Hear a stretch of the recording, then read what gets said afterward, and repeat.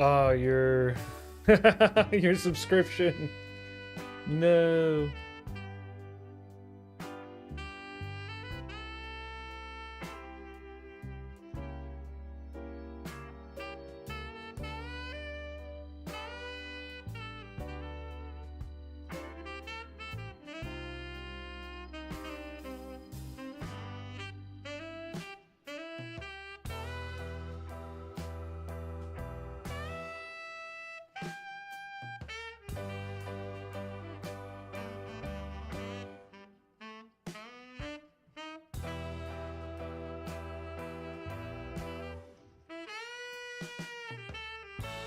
Good morning.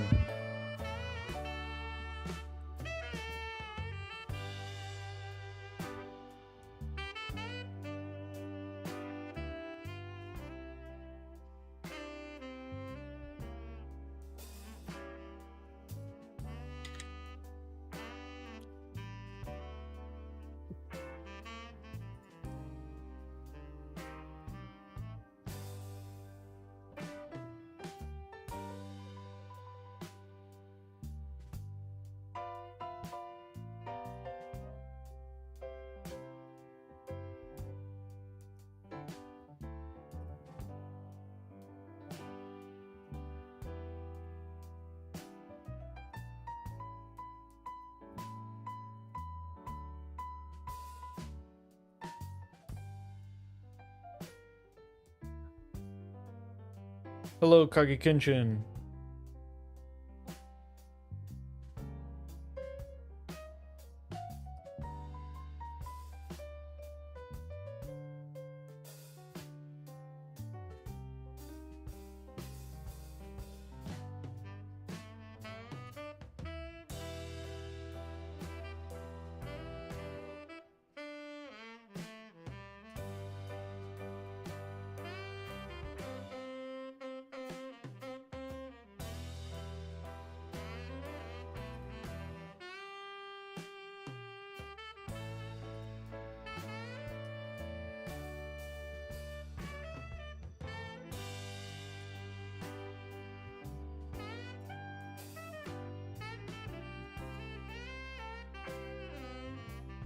Yeah, I added a few more songs.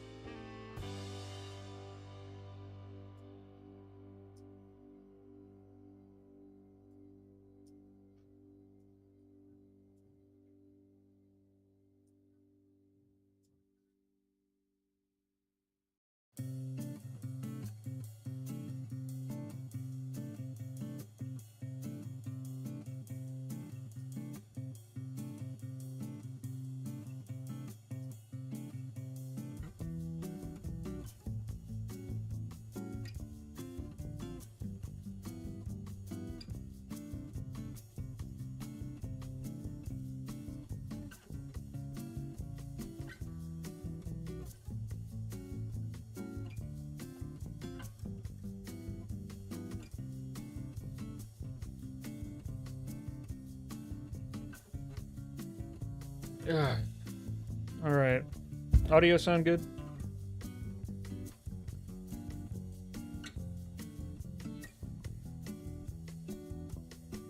Had to make bass notes.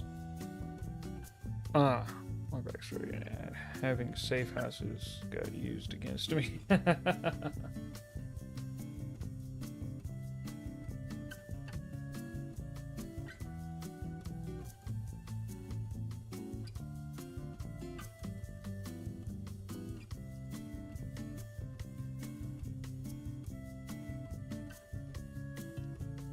Audio is good? Great.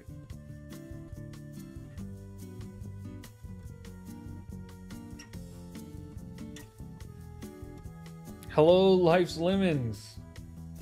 We'll be starting soon. Thank you so much for joining the stream.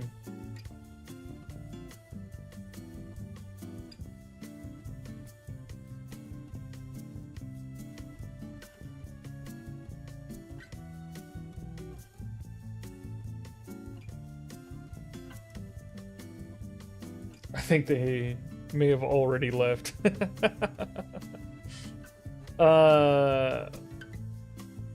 Hello, Tom Bulls. Hello, Cody Kills. Good morning. Good morning. Do you read your story as you go? I do. I do read my story as I go. I do voices for any of the characters who have dialogue. I show tips and tricks on how to play the game effectively.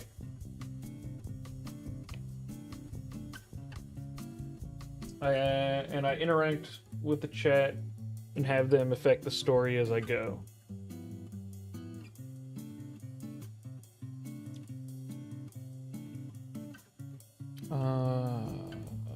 I was able to make it to a recent one. Let's go. And I finished the newest episode of the Mighty Nine. Today is a good day for D&D. Nice. Welcome, Fear Gaming. Hello, Sharknado. That name gets me every time.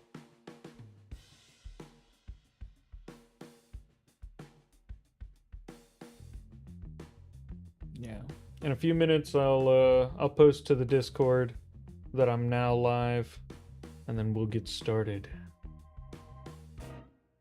Love Everweave, always played, but socially I'm not the best. Can't step into character easily. The game helps so much. Sorry, long message. No worries. Yeah, I'm so glad that you're enjoying the game and that you're having a fun time, and thank you so much for supporting Everweave. Yeah, playing solo also really helps with any sort of social anxiety or anything like that.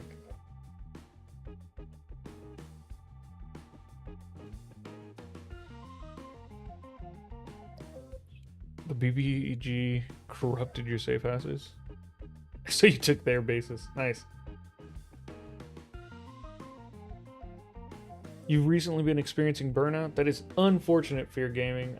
I'm sorry to hear that.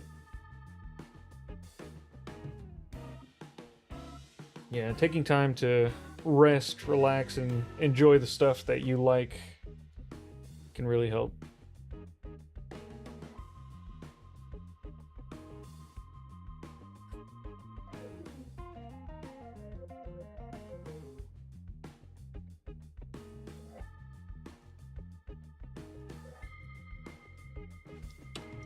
Definitely continue my subscription, but I'll sit quietly. Good luck on dice rolls. Thank you very much. Yeah, feel free to participate in the chat. I like seeing people talk, and by the way, I'm also streaming on Twitch, so if you hear me talking to other people, it's the Twitch chat that I'm referring to. You can probably see it popping up on screen there. Yeah, feel free to be as lively as you like.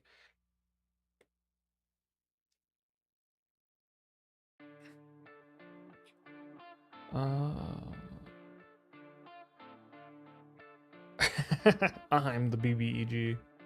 I am the one who corrupts.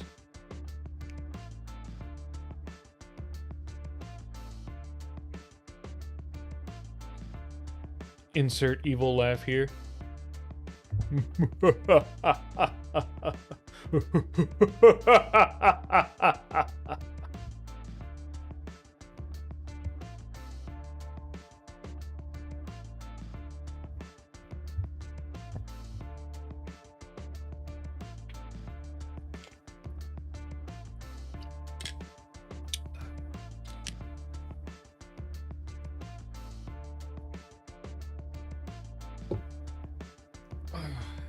Okay.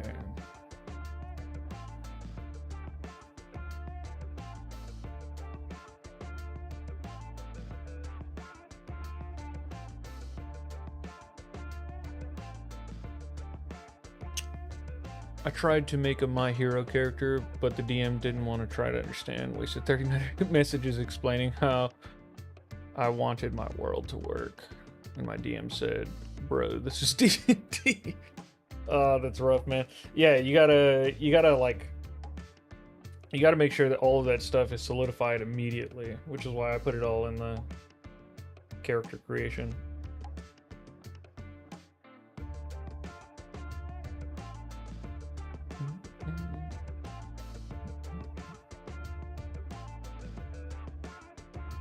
Also, since I joined the Discord, love the community.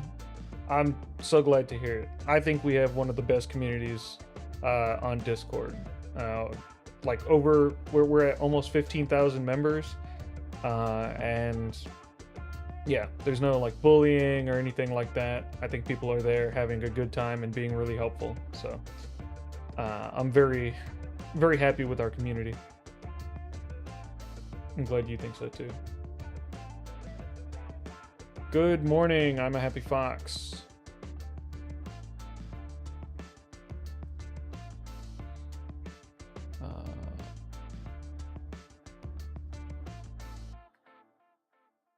I took Izuku's entire explanation and put it in there, and bro introduced me to a goblin and told me to suck up in chat.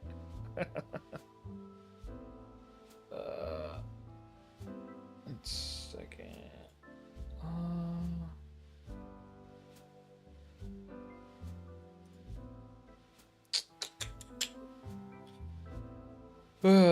My Linux file switching from Windows to Linux has been it's been great, except for the fact that Windows made all of my files inaccessible, and so I have to somehow turn them into write files, even though I can't do that without going back to Windows. So at some point, I'm gonna have to do that. But for now, I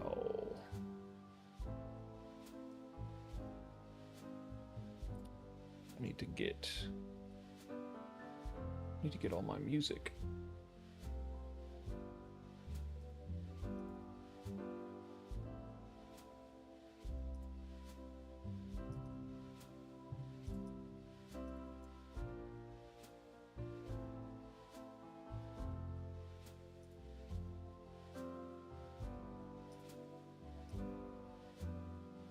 Okay.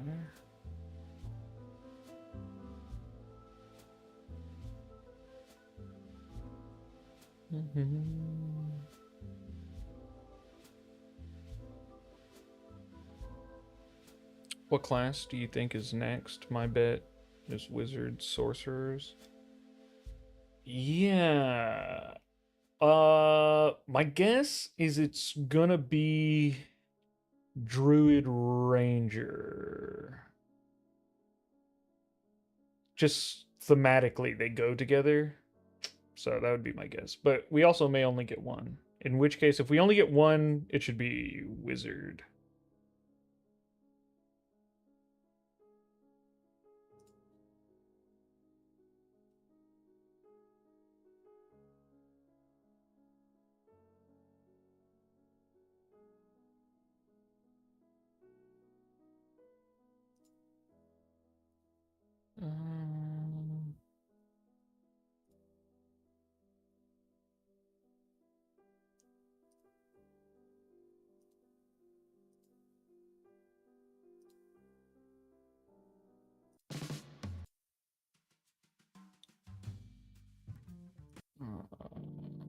Yeah, okay.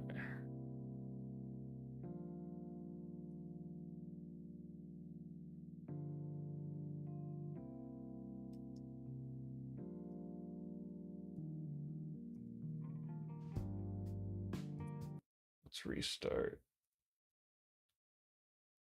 Spotify so it stops tripping.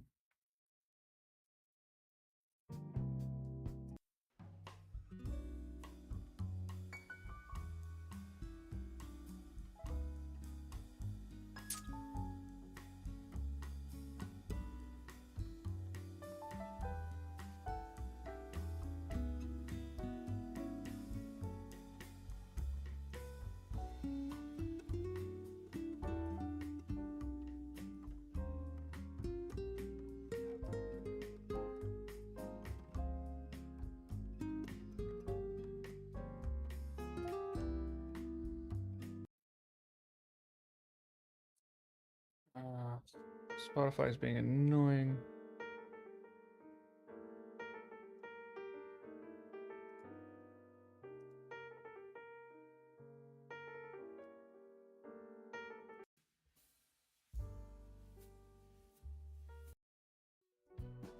Okay, great. We fixed it. Whew, there we go. Okay, let me catch up with chat.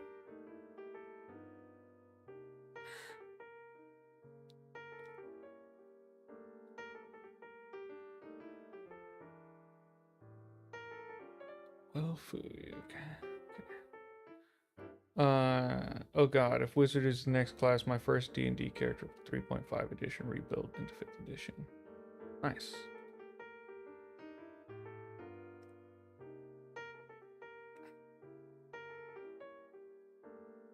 Love to see the druid. Yeah. Lovely music though. Thank you.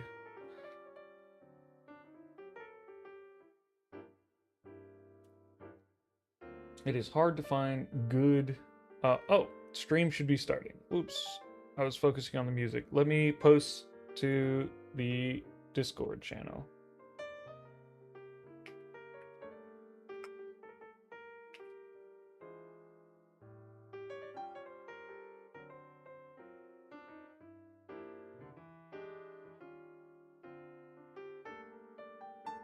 Okay.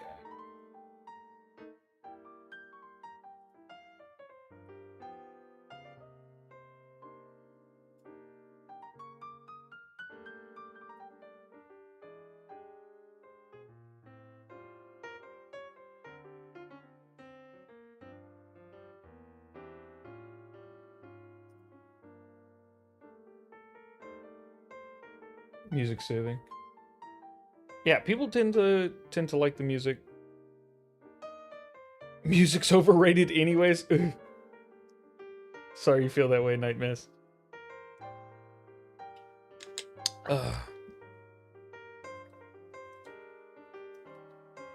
Thank you, Enkoku, for joining in, even though you're at work. Oh, Life Lemons, this is just... Yeah, this is just for, like, recent updates. That list gets wiped every so often. Yeah, I'm approaching 300 characters.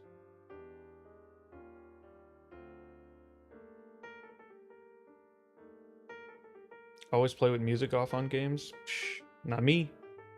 I want music, I want sound, I want ambiance. Give me everything.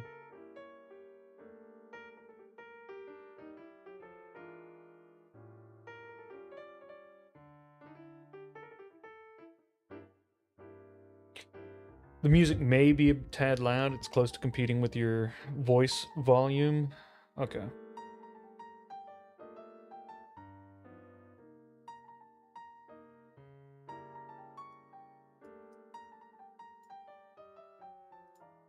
Okay, how about that? Music a little better?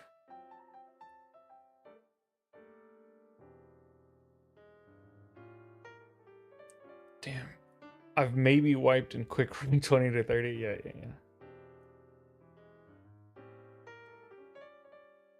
Yeah, well, outside of the the creator of the game and the and Panda, I think I'm like the longest I'm the like one of the oldest people on the server. There's a couple of Patreon people there, but they don't really interact anymore. I think they haven't been active. I'm like one of the still active members on the Discord. And before I was community manager, I was a tester for the game, so I had a ton of characters.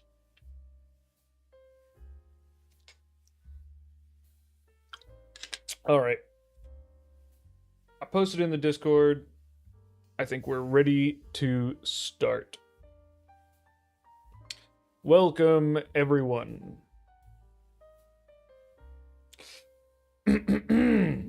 All right. Thank you for coming. Today we will be playing Obsidia, our dwarf dragon, or dragon dwarf warlock. Yes, that's it. We have Crunchy with us, who has hatched from a baby little obsidian dragon to a a young dragon.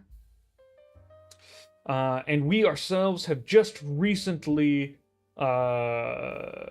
taken on the powers of a full dragon creature. We now have ice and fire powers, and will be going into the Hatchery of Whispers, which we had found early on in the game, but could not go into without more power. Now we are level 3 and have explored several ancient ruins. We are coming back to see what secrets the Hatchery of Whispers holds.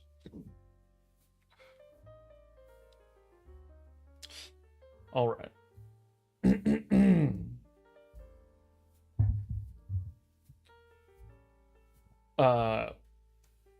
In frustration, I use more powerful magic. I cast Glimpse of Hunger at the ward, using all of the force I can muster.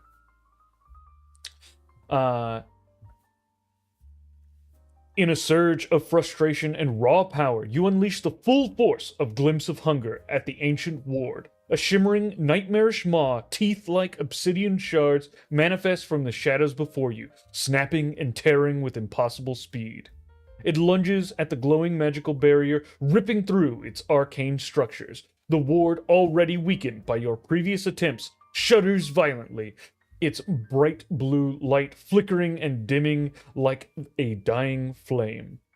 With a final desperate surge of the maw, the ward shatters into 1,000 crystalline fragments, scattering across the cavern floor with a sharp, tinkling sound.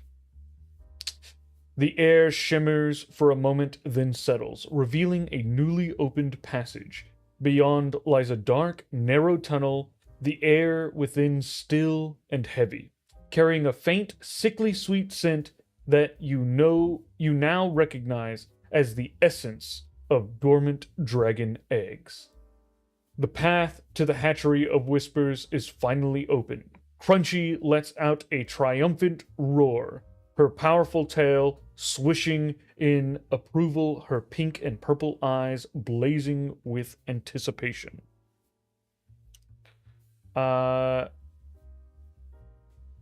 Unseelie Court Official, thank you so much for following on Twitch. And for joining the stream.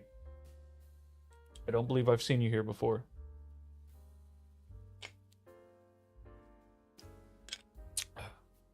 We are not going to go eat a bunch of dragon eggs. We like dragons here.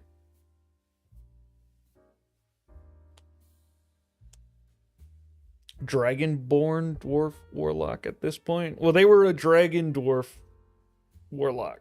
So, Dragonborn is like a step back.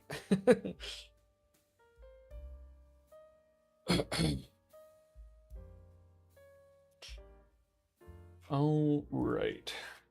Let's go see if we can get an army of dragons for ourselves and betray our patron Tiamat. I'm new, joined the server recently, and used to be a Twitch streamer myself, so I figured I might as well swing by and see what's going on. Great reading, by the way. Thank you so much. I appreciate it. I sense a dragon army on the cusp, and you're rising power. Yes. Gonconero, welcome. Good afternoon. Oh, geez. It's 9 a.m. here. All right.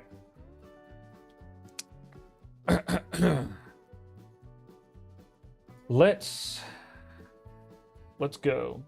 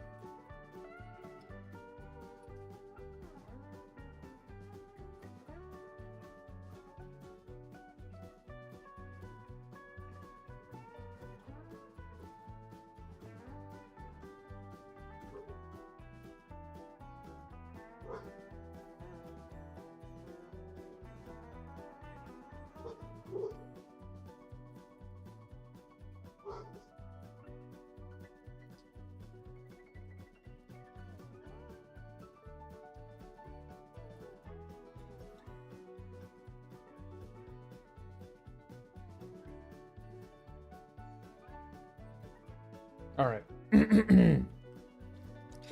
I'll press my way into the cavern tunnel, following the scent of the dragon's eggs, and considering how I can use this to finally betray Tiamat.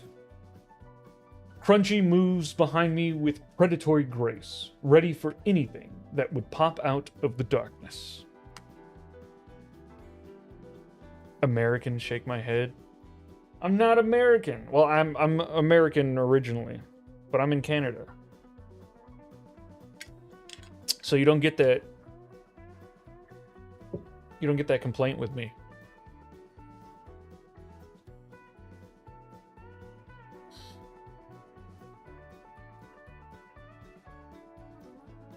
Also, I'm not even originally American. I'm Texan. American the continent? Technically correct? Sorry, buddy. It's North America, not America the continent. And by that logic, then South America is also American.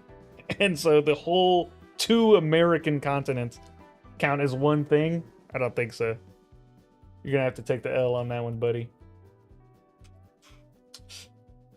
You press onward into the newly revealed tunnel, the scent of dormant dragon eggs growing stronger with every step. A heady, cloying perfume that promises both power and peril.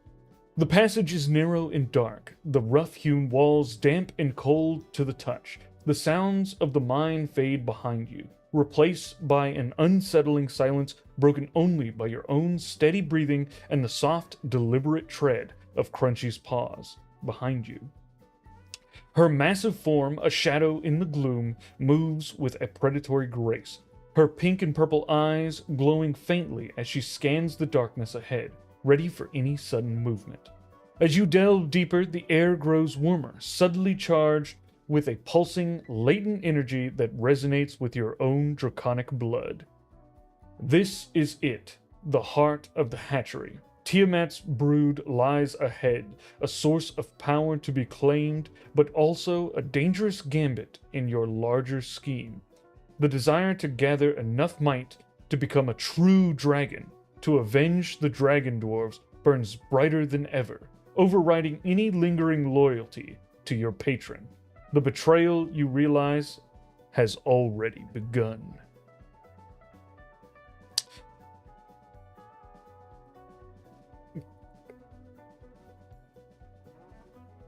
Why even arguing it? LOL, we're all on Earth. That's true. Technically, yes. Just don't tell them that everyone is American. Great, now he's going to be thinking of geography for trivia. Yes. Now, throughout my day, I go about my day and I have these moments where I'm like, oh, that'd be a great trivia question. Yeah. I like store it away for later.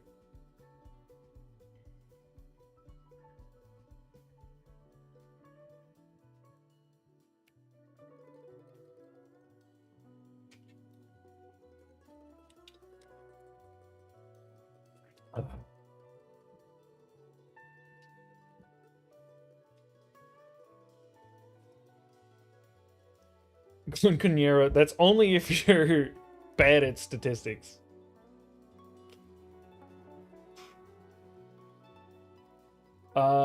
Okay. So.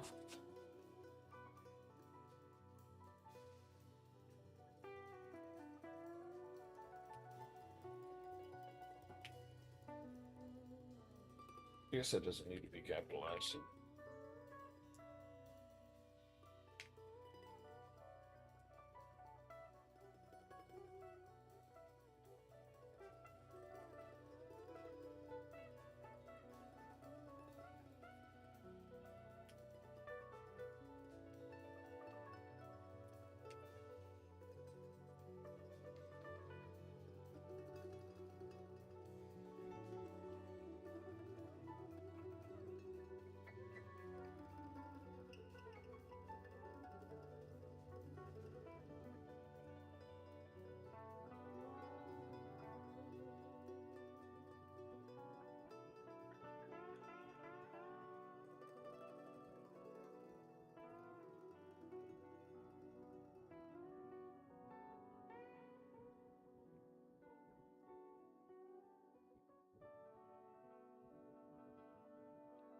I'll step into the hatchery itself, taking a moment to try and take it all in. What is here? How many eggs are present? How does the hatchery function? And many other questions that are running through my mind as I look over the chamber.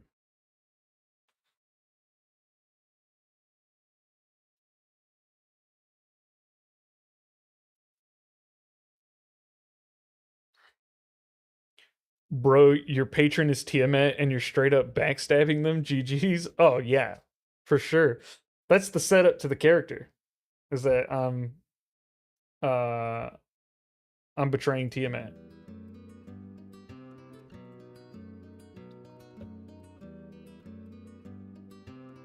Uh, Not a thing easier than manipulating statistics. Even a baby can do it.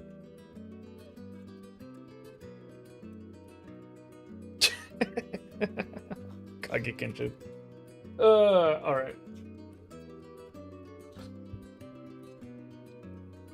The tunnel opens abruptly into a vast, naturally carved cavern, its walls shimmering with veins of obsidian and raw, unprocessed mithril. The air here is thick with heat and the cloying sweet scent of dragon eggs, a pervasive aroma that fills your lungs and tingles your senses. Scattered across the cavern floor, nestled in the shallow depressions filled with glowing volcanic ash, are dozens upon dozens of dragon eggs. They vary in size and color. Some are as small as boulders, other the size of small huts. Their shells are a dizzying array of blues, greens, reds, whites, and blacks, each pulsing with a faint internal light like slow, rhythmic heartbeats. A low, constant hum permeates the chamber, emanating from fissures in the cavern walls where molten rock glows like angry eyes, providing a natural, infernal incubation. Intricate carvings, similar to those you saw at the entrance, adorn the cavern, depicting ancient dwarven figures tending to clutches of the draconic eggs, some bowing before a multi-headed deity. This is no mere geological feature. It is a profound, ancient nursery tended by long-forgotten dwarven hands, now awaiting Tiamat's grand design. The scale of it is breathtaking, a silent testament to the raw, terrifying power awaiting its release.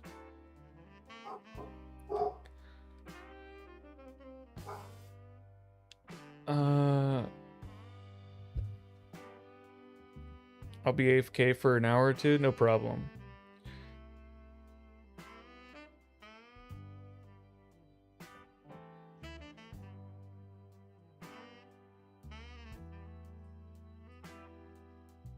Can you just pick a patron at any time or write one in? Yes, you can. If you would like Life Lemons, after the stream on the YouTube channel, you can find the character creation I did for this character and all my other ones. It will show you how to like make a character with features that you otherwise don't have in the game. So yeah, you can take some time to do that. The character creation videos, I believe, are like around 15 minutes long.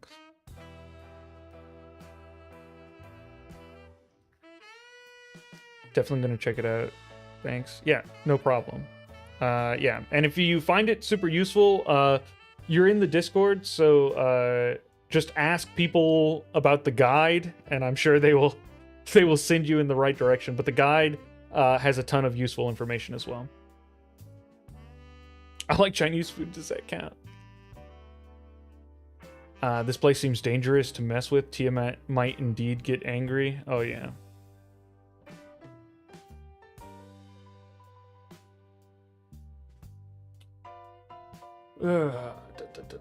All right. How do we want to do this? All right.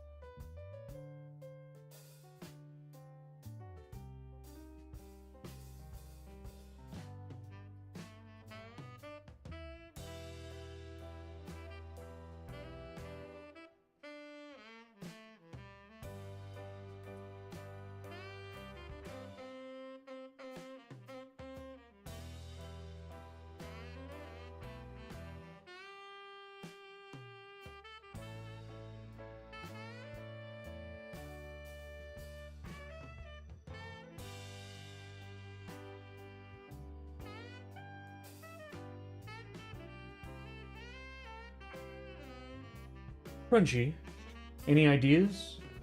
This is her brood. It isn't their fault. Their mother is a psychotic devil dragon bent on world domination. But I can't let her build her army.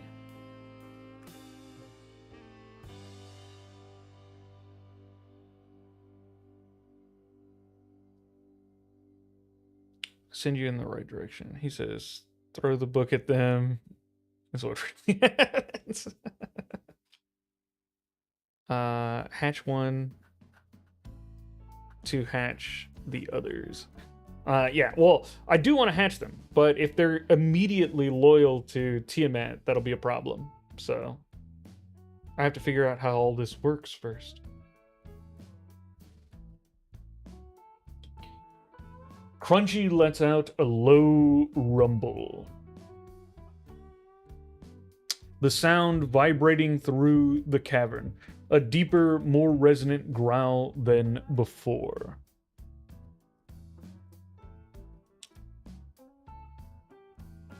Tell them you are Tiamat. I've done that before for power, but I don't know if that'll work on her children. She nudges a massive, mottled black and red egg with her snout. Her heterochromatic eyes scanning the vast nursery. Mine, she rumbles, her voice a gravelly whisper, barely perceptible, yet filled with a primal possessiveness that transcends mere ownership. It speaks of bloodline and inherent power. She doesn't seem to grasp the moral implications of Tiamat's grand scheme, only the raw potential laid before them. Her gaze then shifts to you, a knowing glint in her reptilian eyes. She dips her head, her scaled neck arching, before letting out a soft chuff of understanding. It's a clear affirmation.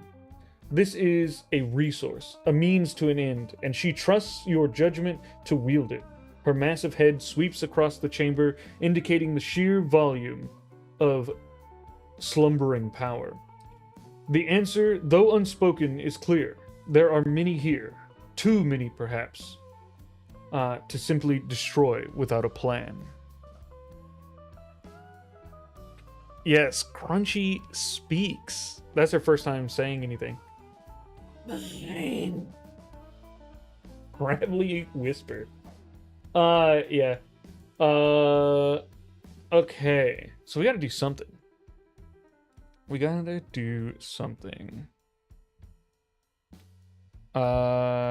Captain Capri, welcome.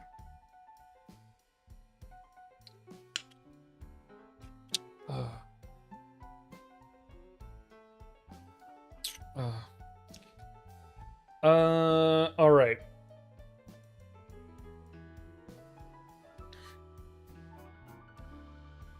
I test a small hatch test for loyalty. Yeah. That I'm planning on doing this, but I think I need to do some Arcana research first.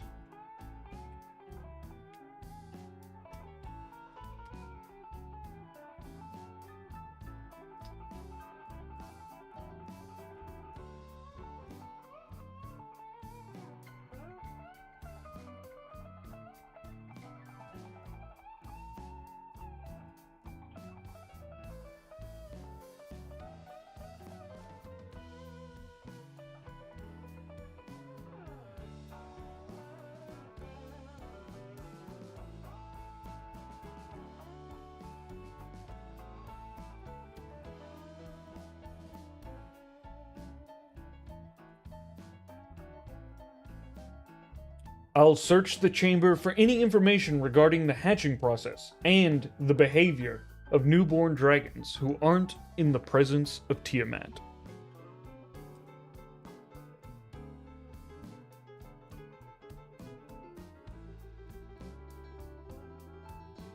Check symbols on walls. Yeah. You begin a meticulous search of the cavern, your gaze sweeping over the intricate carvings that adorn the walls and even some of the larger, older eggs. The dwarven script, deciphered easily by your eyes of the runekeeper, tells a story spanning millennia. You find depictions of dwarven caretakers observing hatching rituals, meticulously detailing the conditions required for each chromatic dragon type. The searing heat for red, the icy chill for white, the suffocating dampness for black. More crucially, you uncover legends and observations about newly hatched wormlings. The text speaks the texts speak of an innate connection to their progenitor, but also a profound susceptibility to their immediate environment and the first sentient being they encounter. These ancient dwarves understood that while the essence of Tiamat lingered, a direct, constant influence was paramount for guiding the hatchlings' destructive tendencies. Without it, new dragons, while still formidable, would imprint on their surroundings or a present guardian, their nascent minds open to a different path, away from the direct, malevolent indoctrination of the five-headed dragon god. The information confirms your hope. Tiamat's influence is not absolute, and these eggs are ripe for another master.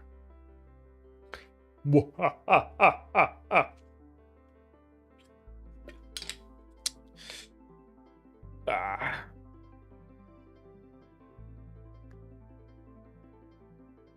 We need a rigged roll? Nah, no roll. It just works.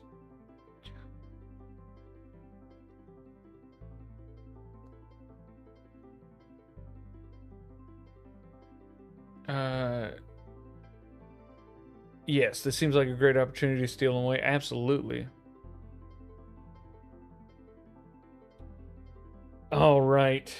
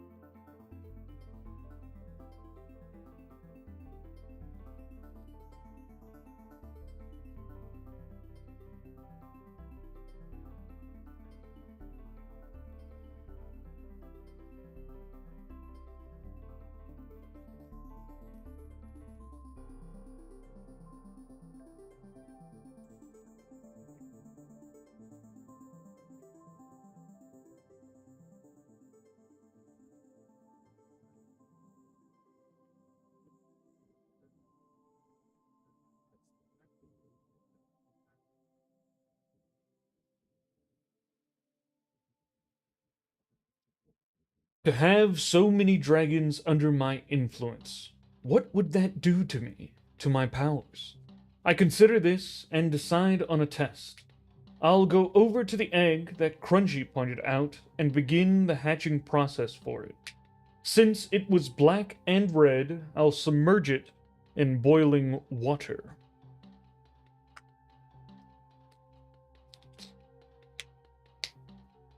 I'd just start claiming the strongest. Tiamat doesn't have access to this realm yet. She needs her brood to be able to do it. And I'm supposed to be doing it for her, but I'm betraying her instead.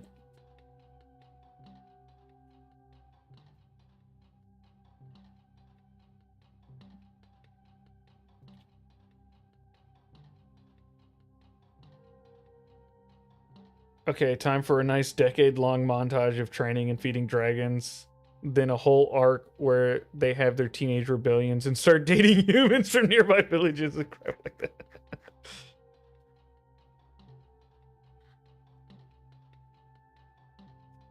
Tiamat's gonna be mad, but she'll be mad and watch you pass a mortal easy. Yeah. I don't know if it's gonna be easy, but Tiamat will have to deal. A profound sense of possibility washes over you as you consider the sheer, terrifying power contained within this chamber. To bend such potential to your will to claim this brood as your own would undoubtedly elevate your power beyond anything Tiamat could offer. The notion ignites a cold, calculated fire in your soul. You move towards the massive, mottled black and red egg Crunchy had indicated, its surface feeling warm to the touch even through the thick scales of your hand.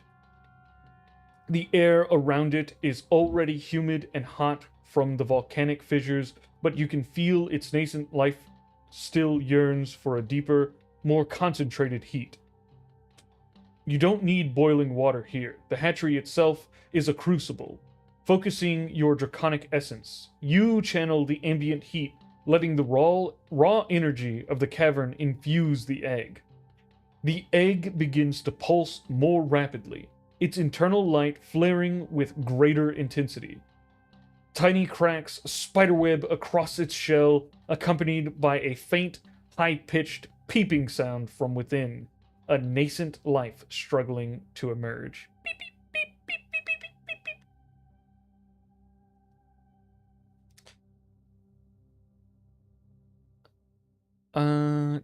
beep. I'm not 100% sure that dragons have the polymorph spell. Yeah, in 5th edition, it's like a sort of homebrewed thing because they had it in previous editions, but it's not like necessarily laid out that way. I think ancient dragons do, but not any of the other ones.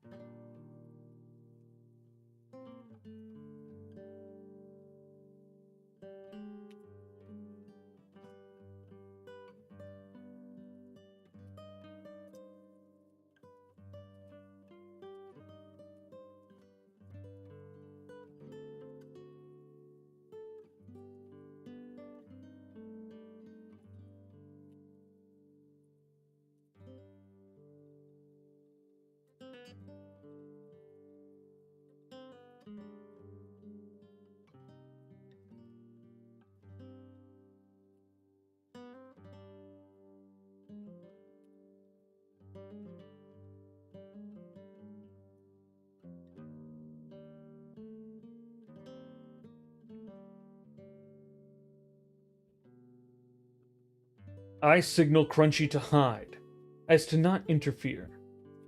As the dragon emerges, I will be present and in front, radiating both my innate firepower and the claimed icy and draconic madness powers.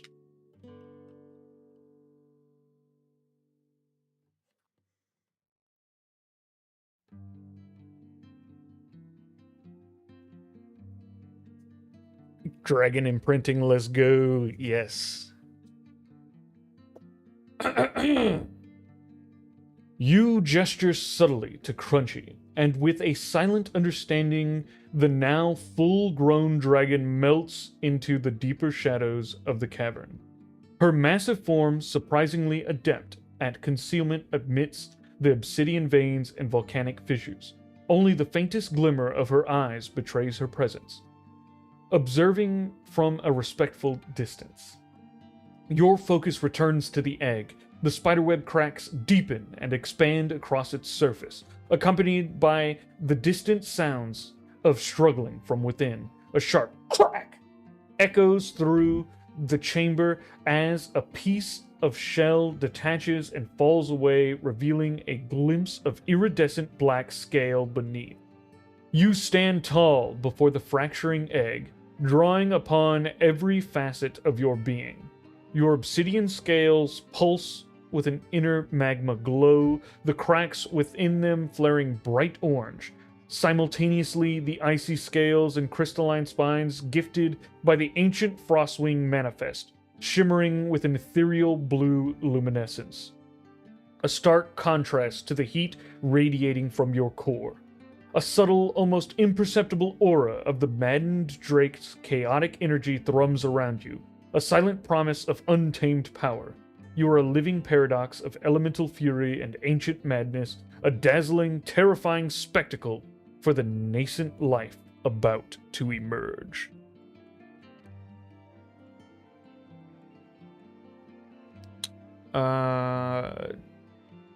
Metallic dragons do, chromatic dragons do not. Chromatic dragons can spellcast, but I think metallic dragons do have the polymorph ability, like, immediately, at least in their ancient forms. You can't stay today, unfortunately, Queen Bee, but thank you for dropping in. I appreciate it.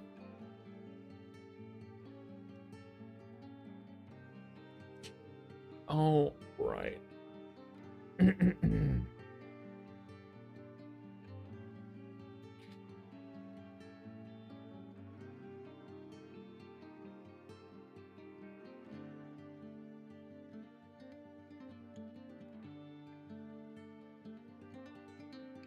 Interesting. Okay, my screen is slightly flickering, but that's on my end and not doesn't seem to be happening on the stream, so that's fine. All right.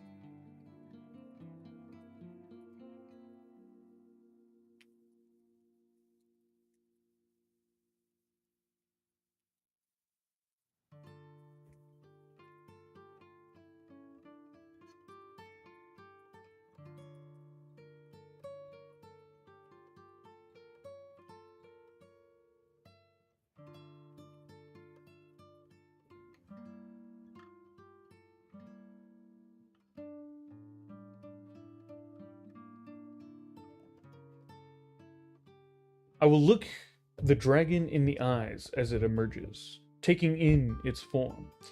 The varying size and shapes of the eggs indicates to me they may have unique qualities.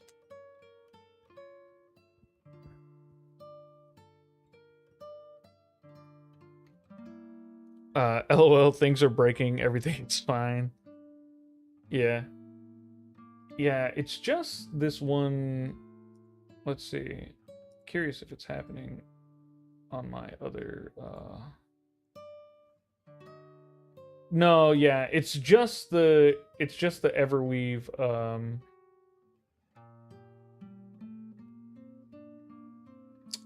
it's just the Everweave stream, or not the stream, sorry, the Everweave window. Nothing else is flickering like that, so I don't know why it's doing it.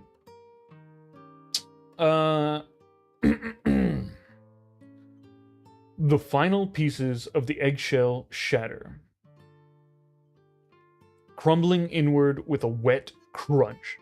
A small, sleek head, still slick from the embryonic fluids, pushes through the opening, followed by a serpentine neck and a compact, powerful body. With a final, desperate heave, the wormling tumbles free onto the warm volcanic ash. It's larger than Crunchy was at birth. Its scales a vibrant, almost iridescent metallic black, streaked with deep, fiery red along its underbelly, and the tips of its nascent wings. Its eyes, still adjusting to the cavern's dim light, are twin pools of molten gold, burning with an intense, ancient intelligence. As its gaze meets yours, the golden eyes widen, fixing on your imposing, contradictory form. The raw heat of your magma, the chilling aura of your ice, and the subtle thrum of the maddened drake seem to coalesce into a singular, overwhelming presence. The wormling lets out a tiny, reedy chirp, not of fear, but of profound recognition, a silent acknowledgement of the colossal power standing before it. It takes a tentative step forward, then another, its small head cocked, a silent question in its gaze, already drawn to the paradox that is Obsidia.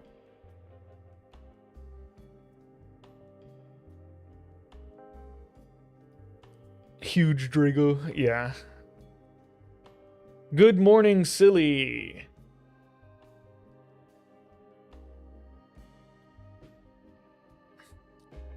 Mama. Yeah, that's right. Okay. Well, an ad is about to start, so we'll do a quick pause and just talk with the chat for a minute.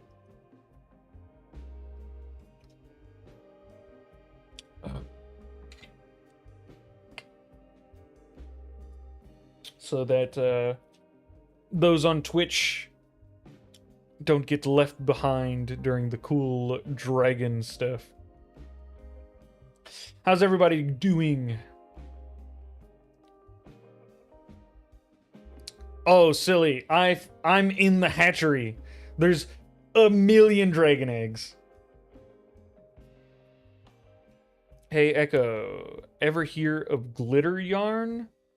Ooh, no. I haven't. I can imagine what that is, but I have not heard of it. And the wife does knitting and stuff, so I've seen quite a bit of yarn, but I have not seen glitter yarn. Doing good. That's good. So glad on YouTube. Yeah, YouTube doesn't have the ads interrupting.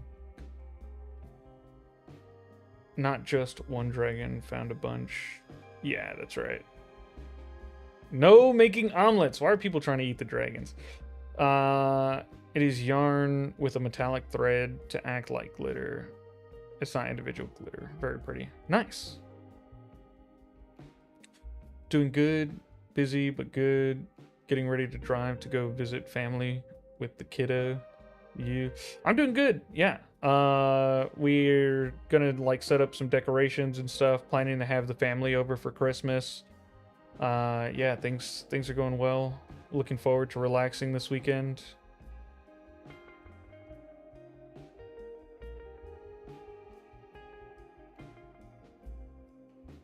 I crochet, can't knit. Oh yeah. Yeah, the wife knits and cross stitches and embroiders. She has all of those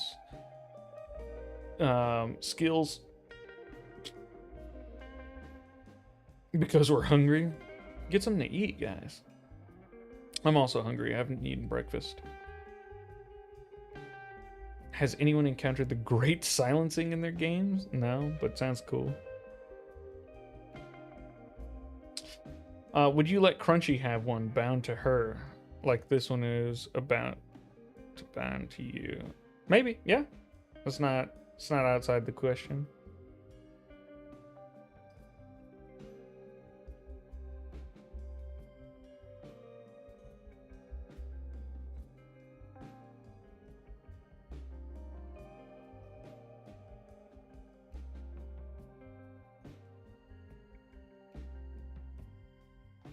Okay. I believe the ads are over. So we can get back to it. How many are we gonna hatch today? That is the question. We're gonna do all of them. We're hatching the whole bunch. Night Mist, you might have been gifted a sub. I don't know if you do have a sub or not, but you might have been gifted one whenever Jerry's Brisk was losing his mind and gifting out subs, and then Quack Crow also gifted a bunch as well.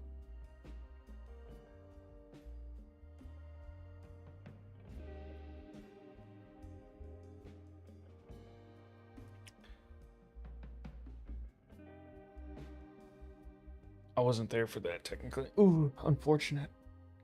Unfortunate. That was a crazy stream. The hype train was real. Yes, yes, it was. All right, here we go. So yes, the dragon is approaching.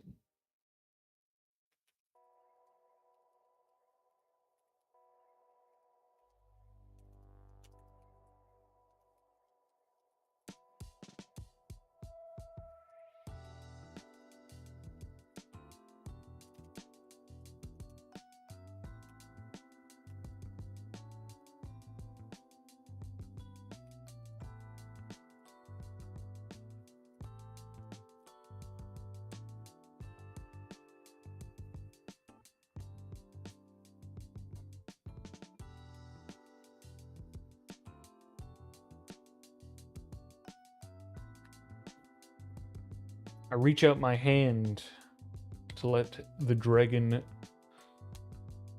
smell it. You know how you introduce yourself to a new dog.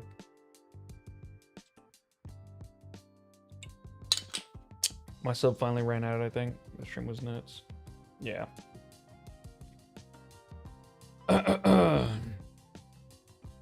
You extend your hand slowly, palm open, offering it to the newly hatched wormling.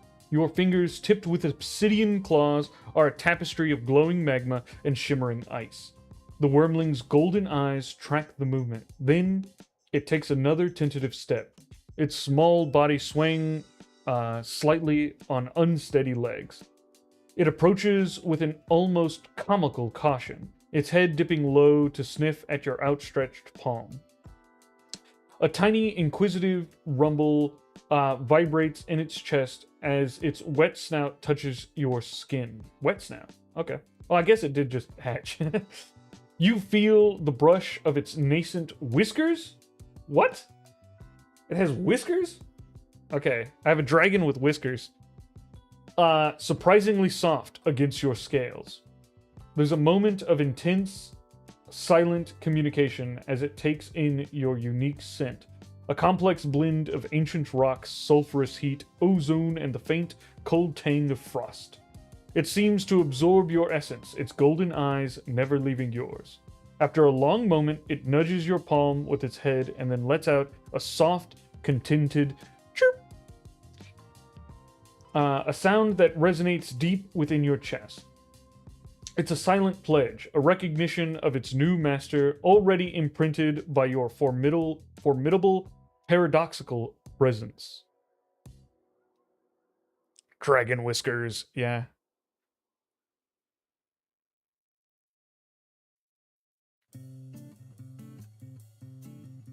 You have a serpentine whiskered dragon. Yeah, I think they're sort of in like that like Chinese style dragon, the like long dragon.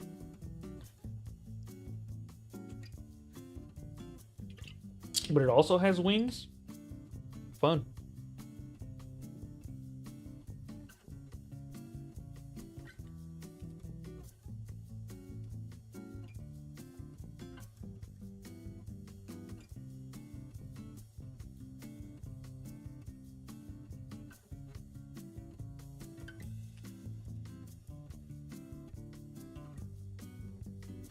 All right, what are we naming the new baby dragon? I'm not going to name all of them, but this one gets a name. Golden eyes, serpentine, whiskers, black body with red streak on its belly.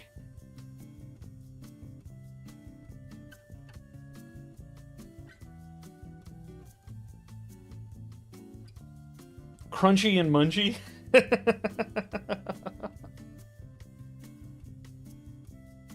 Mushu. Crispy. Shadow the Hedgehog. Shadow the Hedgehog the Dragon. Mr. Cutie Patootie. Taquito.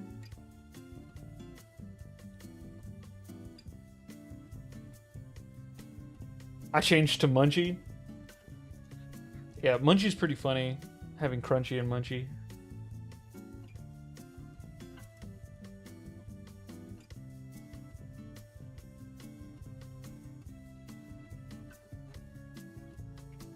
All right, Munchie it is.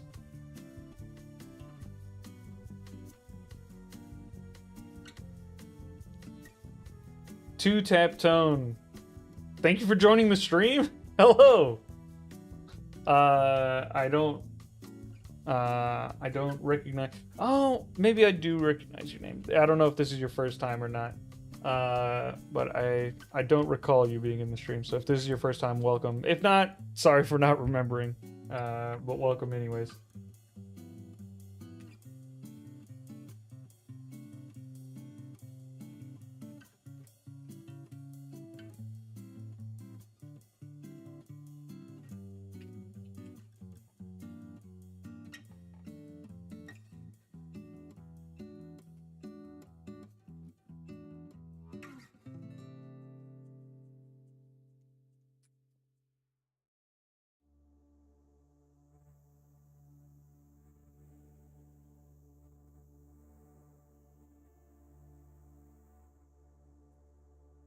Second stream, it's all good.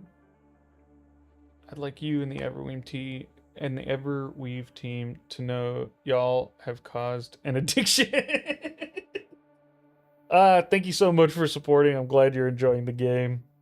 Yeah, I say this to everyone, but please do take time for your own mental and physical well-being. We really appreciate you enjoying the game. But you know, as they say, touch grass. It'll be good for you.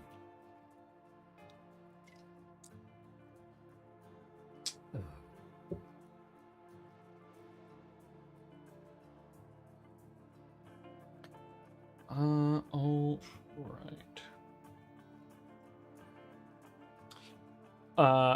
I will pick the dragon up. You will be called Munchie, and place them on my shoulder. I'll then look over the room filled with dragon eggs. With a gentle but firm motion, you scoop up the small wormling.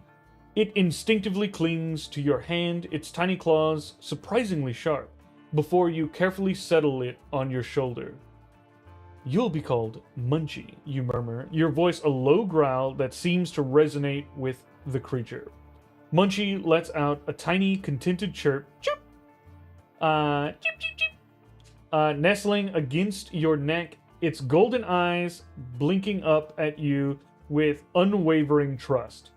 Your gaze then sweeps across the cavern, taking in the seemingly endless sea of pulsating eggs. Each one represents a fraction of Tiamat's boundless power, a potential pawn in her grand destructive game. But now, a potential weapon in yours. Crunchy emerges from the deeper shadows, her massive head lowering slightly as she observes the new, tiny addition. A soft, rumbling growl, perhaps of curiosity, perhaps of something akin to elder sisterly protection, emanates from her. The air in the hatchery hums with a new kind of energy. The silent promise of an awakening army, now tethered to your will.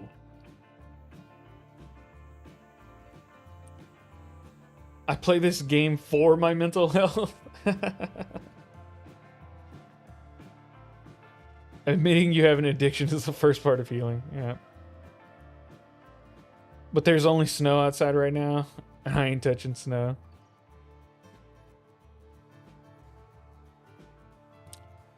Oh, I have to touch grass. My kingdom be stressing me out.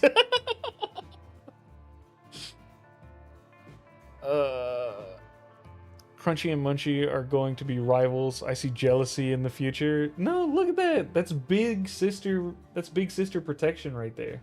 What are you talking about?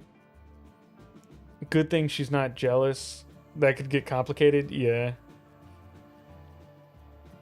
Yeah, they're besties. They're besties. All right, all right, all right.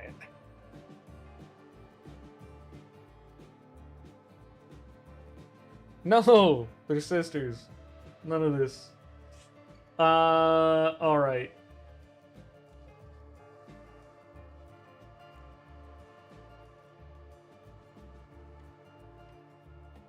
I touch grass when I play Minecraft. That should work, right? We're all doomed. All right, let's see.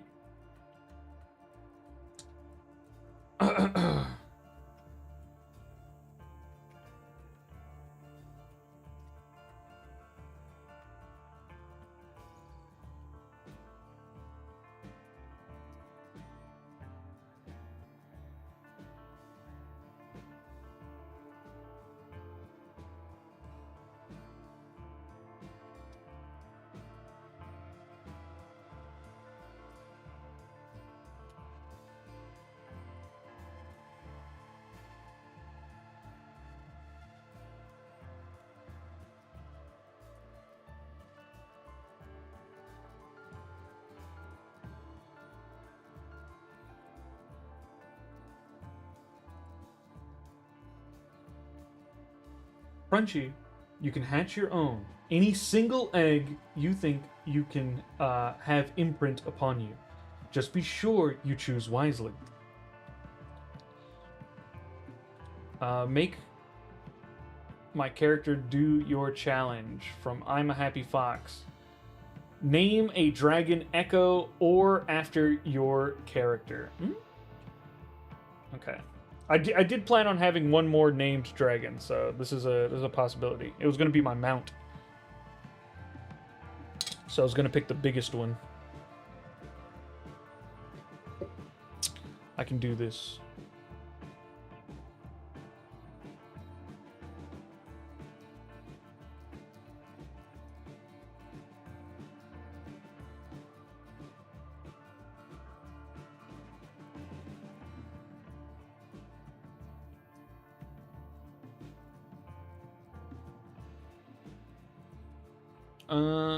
Let's see.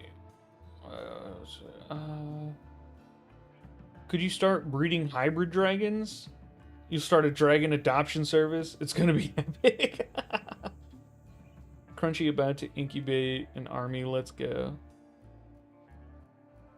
That's hardly a challenge. Too easy to do. Well, the point of the challenges aren't that they are necessarily hard to do. It's that they're they give me some. They can be hard to do, but they're designed to be quick so that they don't take away too much from the stream.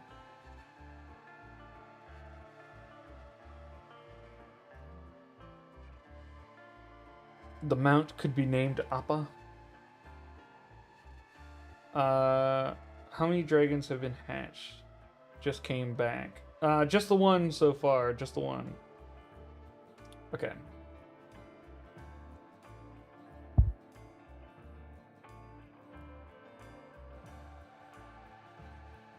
I shall hoard channel points for a cool, not very long challenge at some point. Cool.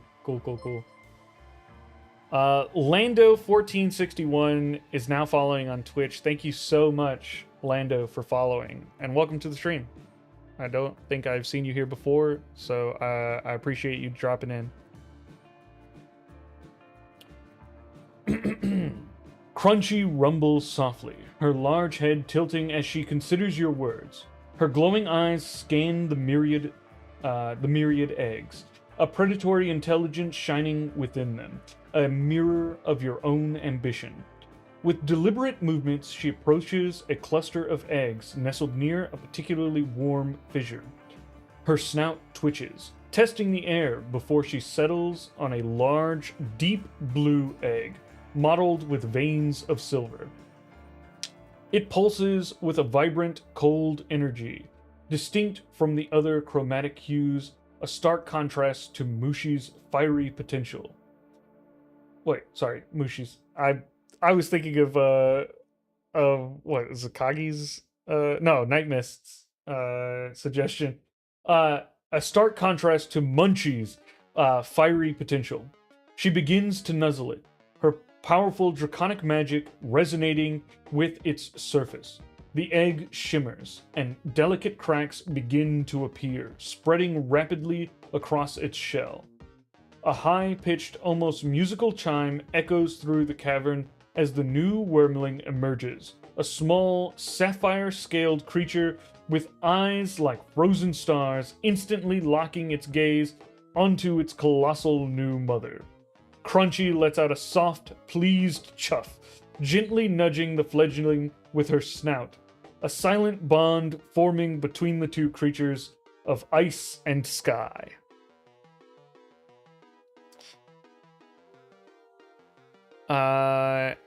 You should let Crunchy name her baby dragon. Will the AI generate a good name? This one can be named Scrunchy. The AI will name it something like Stoneheart, depending on how it looks. The AI would name it Ilara or Lyra. Still no Ilaras or Lyras in my game. Not in my game.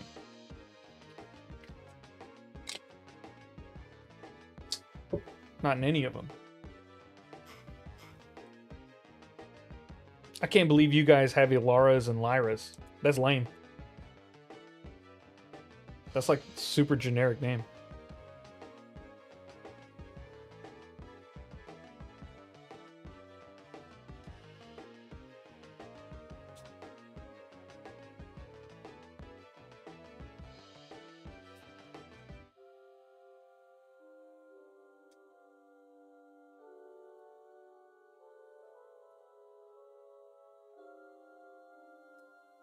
Crunchy, you can choose the name for your baby.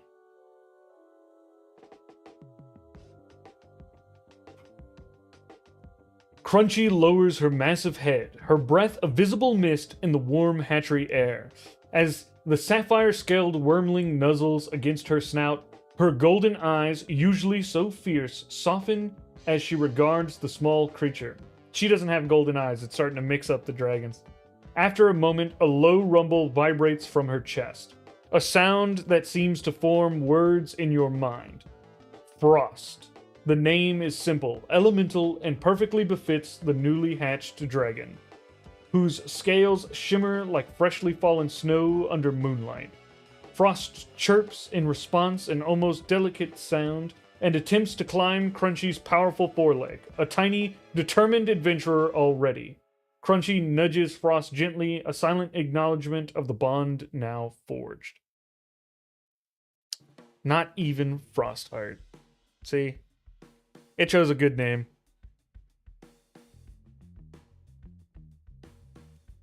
Okay. I do have to remind the DM that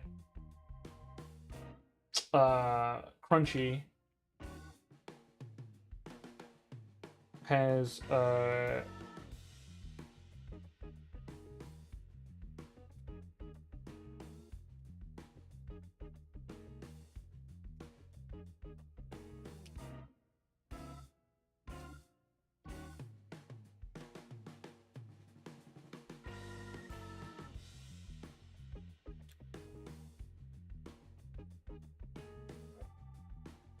right. We're about to have more dragons, so we'll hint to the DM that they can do something to make things work out a little smoother for us in the future. So we're gonna have me, Crunchy, Frost, Munchie, and one more dragon. So that's gonna be 5 total, like hanging around. So we'll need sort of descriptors.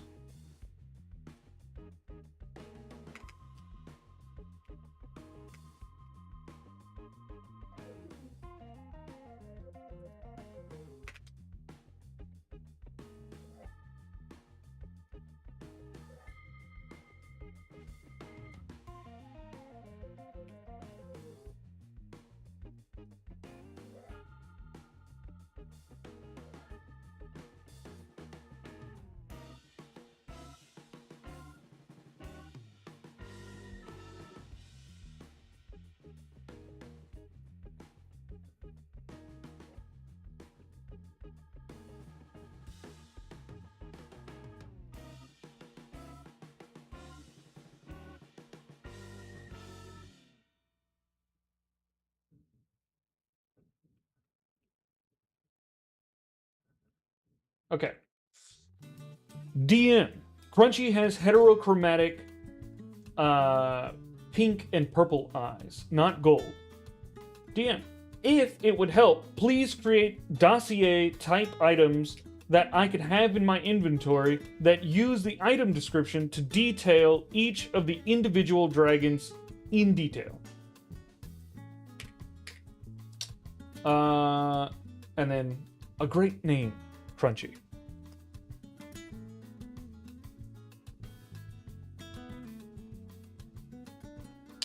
Right now, it's fire. It's fire, ice, and whatever Crunchy is. Crunchy doesn't really have an element. They're just like me, so I assume they're kind of fiery, but I'm not sure. They're black, but they're not normal black. They're obsidian.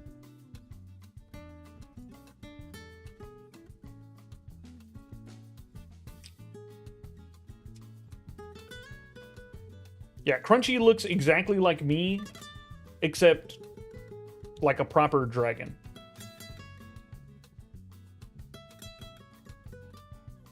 They're my child, my little baby. Okay, so the DM did create dossiers, which is lovely.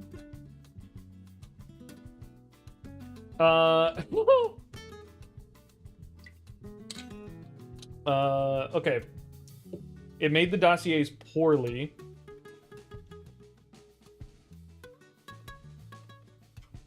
So we're going to remove the dossiers because they're not really helpful. And we'll tell the DM how to do it better.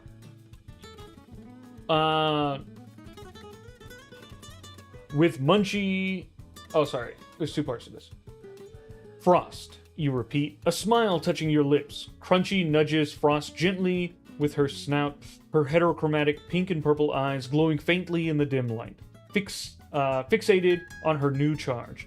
The tiny sapphire-scaled wormling lets out another delicate chirp, already exploring the cavern floor with newfound curiosity. As you watch, a thought forms in your mind. These dragons, each with their unique qualities and potential, will need careful tracking. You decide to mentally log their details, creating a sort of internal dossier for each one as they join your growing brood, ensuring to keep track of their growth and capabilities. With Munchie now comfortably perched on your shoulder, a tiny vibrating weight, and Frost already exploring the volcanic ash near Crunchy's watchful gaze, the scale of your endeavor truly settles in. 2 new lives, 2 powerful creatures, already bound to you, and the countless more slumbering in the eggs around you. The air thrums with potential, the thought of raising an entire brood, shaping them away from Tiamat's direct influence, fills you with a chilling exhilaration. Each pulsating egg is a step closer to your ultimate goal.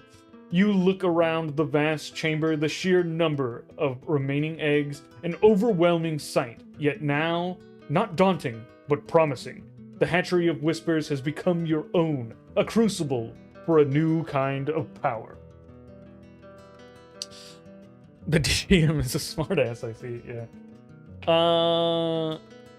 W educational stream. You can do that? Yes, you can do that. But we will do it better.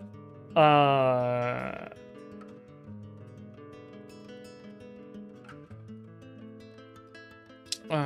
getting my monster manual, checking black dragons. Black dragons are poison, but it's not oh no, they're not poison. They're acid, sorry.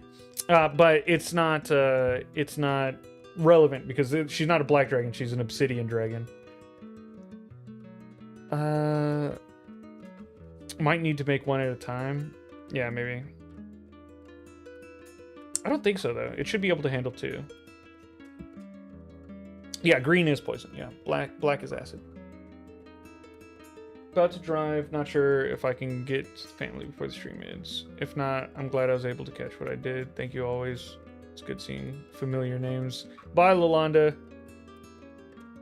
Have a good time with the fam. All right. All right, so I'm going to have the DM recreate those items. DM.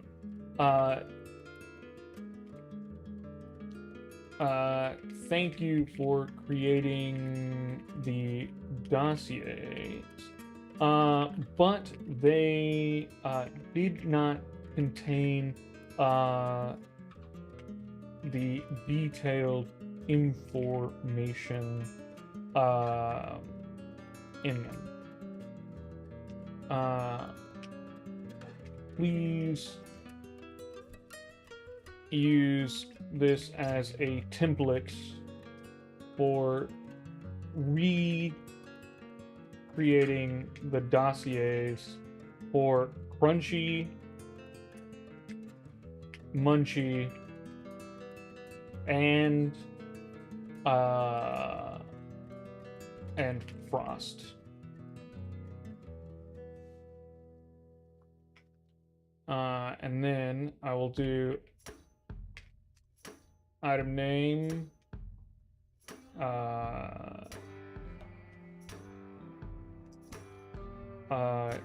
dragon's name dossier, item description,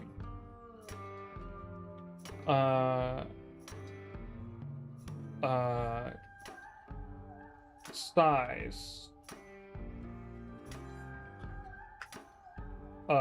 color, element,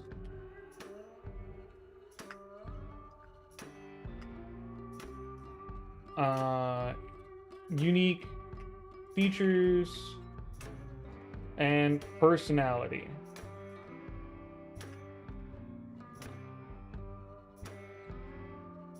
Thank you, DM.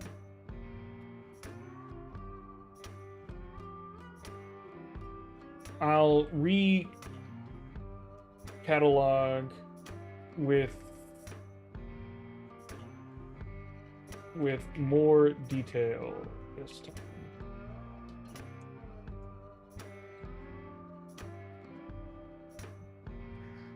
Okay. Looking for obsidian dragons? I don't know if there are obsidian dragons. Like even in the like crystal dragons, I'm not sure that they have obsidian.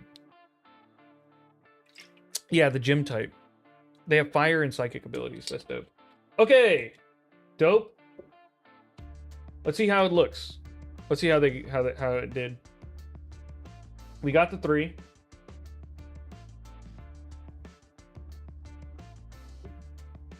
How'd you do? Yeah! Okay.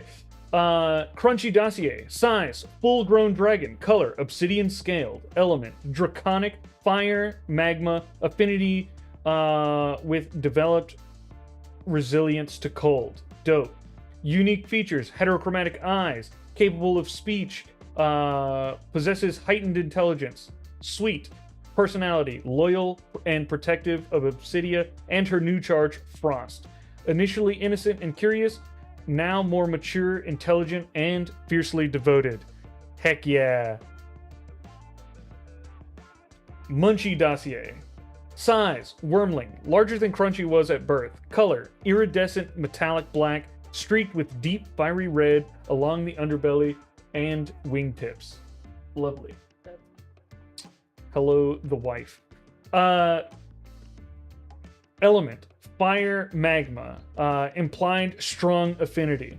Unique features, golden eyes, struggles for self-control, particularly when excited or startled. Personality, naive, instinctively trusting of Obsidia, curious, and already showing signs of a strong, nascent intelligence, imprinted strongly on Obsidia. Lovely.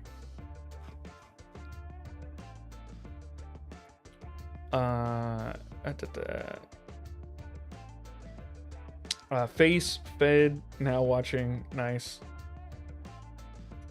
Alright. Frost. Size, wormling, newly hatched. Color, sapphire scaled. Element, ice/cold. Implied strong affinity. Unique features, eyes like frozen stars, Uh, possesses an innate calm despite its nascent power. Personality: newly hatched, curious, and already imprinted on Crunchy, demonstrating a quiet, observant demeanor.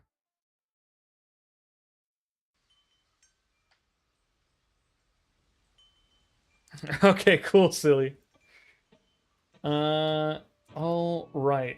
All right, so now we want one more dragon. We're gonna get one more dragon. That one's gonna be the one named either after me or my character. And then, uh, and I want it to be the biggest one. Yeah, and we do have a great mix of personalities. And then the rest of them will be the army. Question: how did you write backwards? Every time I press enter, uh, is it sending the post? Hasio195. I'm guessing you mean like how am I going like how am I returning? So like I type stuff here and then type here and then go like that. Hitting shift plus enter is how you do that. Shift plus enter at the same time. And welcome to the stream, Hasio.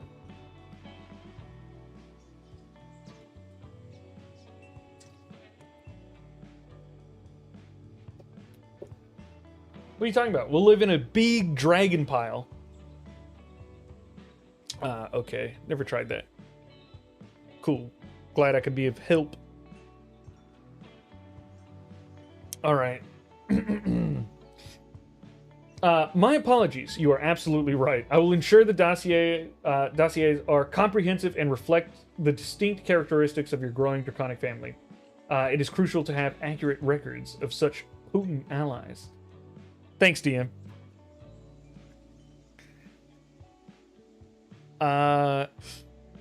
With the detailed dossiers now cataloged in your mind, a profound sense of purpose settles upon you. Munchie squirms slightly on your shoulder, emitting a soft purr, while Frost, a vibrant sapphire against the dark ash, tentatively explores its surroundings under Crunchy's watchful eye. My mic won't pick up certain sounds. I was trying to do the purr noise for everyone, but the mic will just not pick it up.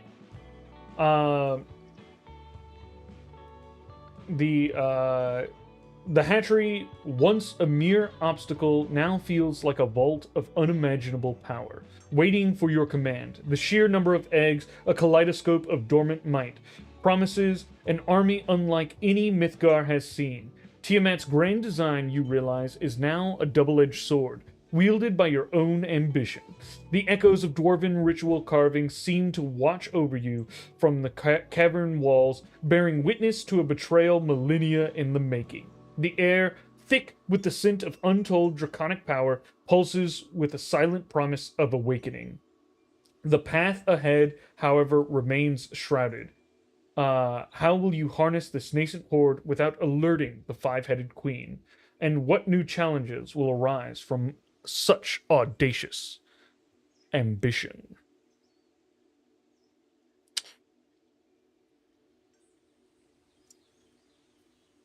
Okay.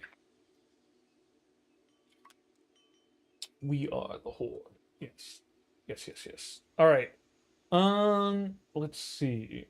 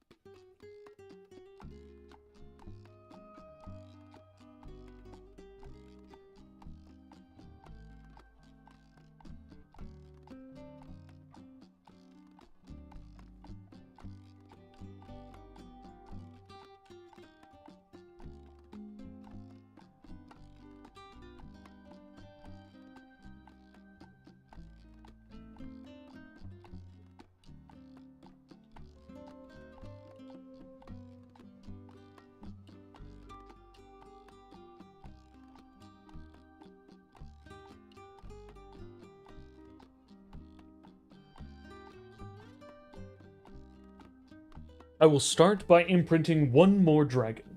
This one will be my mount. I will choose the largest and most powerful egg in the hatchery. I will feed the egg my power until it is brimming with energy, and then step back and see what rises from its depths.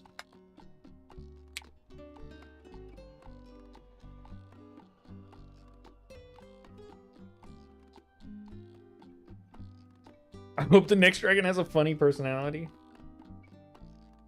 The big powerful dragon. Funny personality. You cast your gaze across the vast hatchery, searching for the most imposing of the slumbering potentials. Your eyes finally settle on an egg tucked away in a deep fissure, larger than any other. Its surface a swirling tapestry of dark gray and deep emerald, shot through with faint coiling patterns. Okay, gray and emerald. I like emerald. That sounds dope. Gray. It emanates a deep, resonant thrum, a silent promise of immense power. Stepping close, you place both hands upon its colossal shell. You close your eyes, focusing your will, and begin to channel your essence. The magma within your scales pulses, sending searing heat into the egg. Simultaneously, the frigid power of the Frostwing flows, a countercurrent of icy energy, while the subtle, maddening thrum of the echoes of madness weaves through it all. The egg absorbs it greedily, its colors intensifying, the coiling patterns growing with an inner light that mirrors your own paradoxical energies. It quakes violently, the very cavern seeming to tremble in response to the nascent power within. Then, with a deafening crack, the egg explodes outward, showering you in iridescent fragments as a powerful new life erupts from its depths.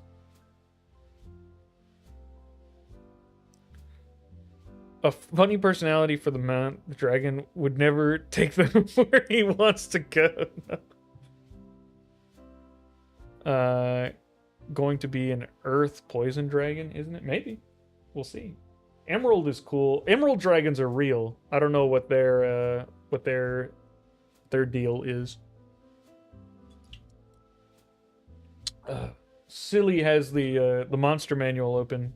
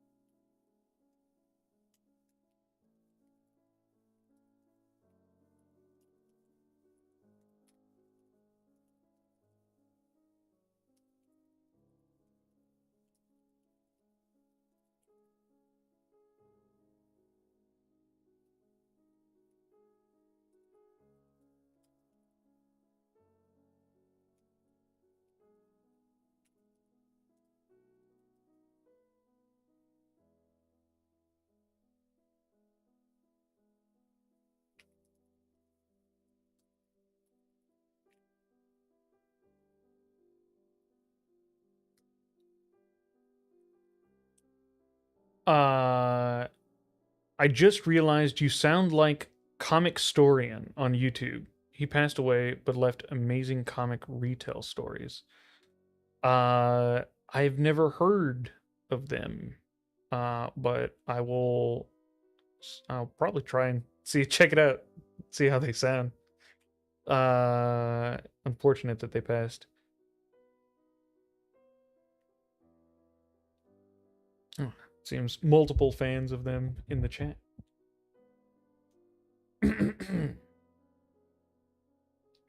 The fragments of the shell settle around you. Oh, did I read my message? I'm not sure. I take in the features of this new life. I have both arms outstretched, as though waiting for an embrace. A new, potent ally moments away from bonding. The fragments of the shell settle around you, revealing a colossal wormling that dwarfs even your own imposing size. Its scales are a swirling mosaic of deep emerald green and obsidian black, laced with veins that glow with both molten orange and icy blue, a living testament to the elemental energies you poured into its birth. Two small crystalline horns, like miniature glacier peaks, protrude from its brow, catching the ambient light. Its eyes, unlike any you've seen, are a swirling vortex of emerald and amethyst, locking onto your outstretched arms with an ancient, terrifying intelligence. It lets out a deep, resonant rumble, a sound that vibrates through the cavern and into your very bones. With powerful, deliberate steps, it closes the distance, its vast head resting gently in the crook of your arm, its intelligent gaze reflecting the swirling chaos of your own fused power. A silent, profound bond forms, a promise of shared dominion and unparalleled might, the creature already claiming you as its own. Hey, buddy, it's the other way around, okay? You're claiming me as your mom.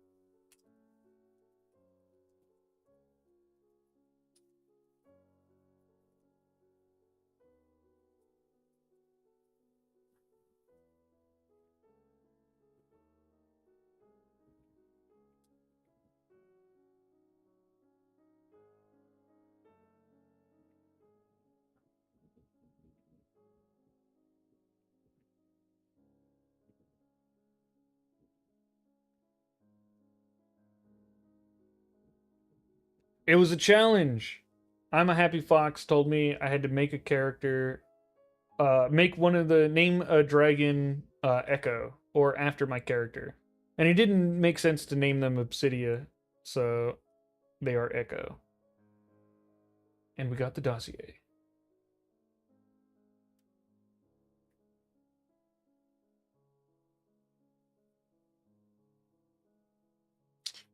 Da, da, da, da, da.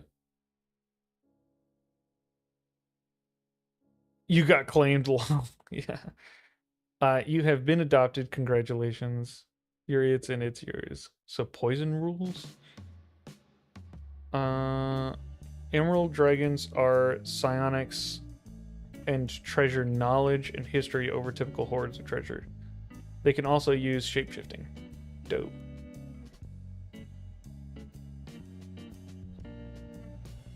Echo AI creates Echo the Dragon. Yes.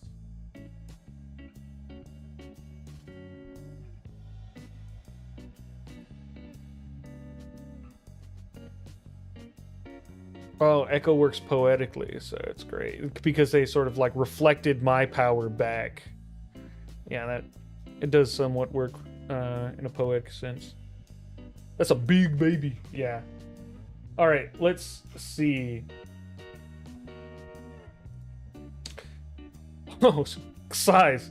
Colossal wormling. Significantly larger than other hatchlings. Color. Swirling mosaic of deep emerald green and obsidian black, laced with veins glowing molten orange and icy blue. Element. Mixed. Implied strong affinity for both fire/magma and ice/cold. Unique features. Two small crystalline horns. Eyes are swirling vortexes of emerald and amethyst. Radiates immense latent power. Personality. Instantly bonded with Obsidia. Intelligent, powerful, and possesses an immediate ancient gravitas. That's dope. I had gravitas since I was a baby. I had baby ancient gravitas. You weren't ready for it.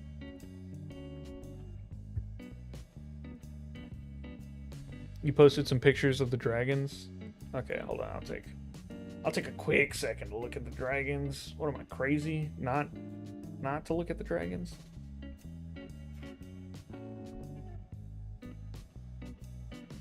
Oh, nice. Very cool.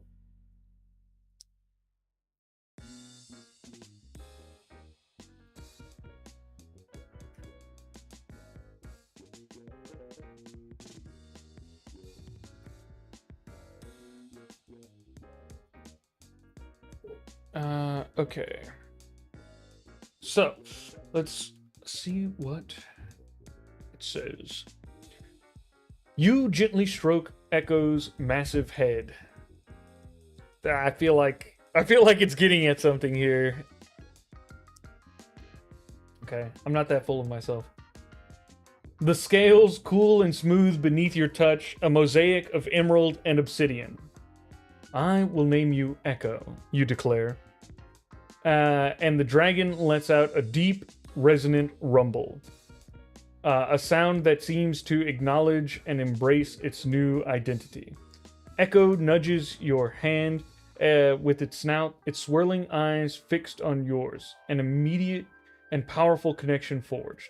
Munchie, perched on your shoulder, lets out a tiny, chuffed protest at the new arrival's size. While Frost, still small, peers curiously from behind Crunchy. Crunchy herself approaches, giving Echo a long, appraising look before a soft rumble of approval vibrates through her. With Echo's dossier now mentally cataloged, its immense head resting beside your outstretched arm, your attention shifts to the sprawling expanse of the hatchery. Now, what to do about your many brothers and sisters? You muse aloud, your voice a low murmur that Echo seems to absorb. The cavern, still vibrant, with the pulsing lights of countless unhatched eggs, suddenly feels less like a simple nursery and more like a strategic chessboard. The sheer numbers are overwhelming. Each egg represents a choice to awaken, to ignore, or perhaps even to repurpose. The ancient dwarven carvings depicting rituals and offerings seem to offer silent counsel. Tiamat's grand design for an army is laid bare before you, and the irony is not lost. You have stolen her potential, but now you must decide how to wield it. The scent of latent draconic power, once cloying, now tastes of opportunity and immense complex risk. Okay, I could start a dragon army. I could do that. But then the game is nothing but dragon army. That's like all the game could be about. I don't understand how it could be about anything other than, hey, I know you just sort of walked into this town. There's an army of dragons behind you. What's up with that? But seems like there's some rituals. I could potentially steal all of their draconic power to further my true draconic means in my backstory.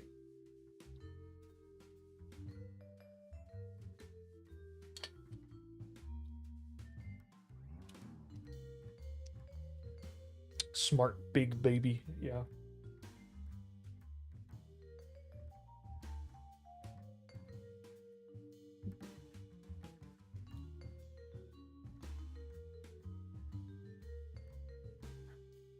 What was the weapon you had, and how did you obtain it, if I can ask?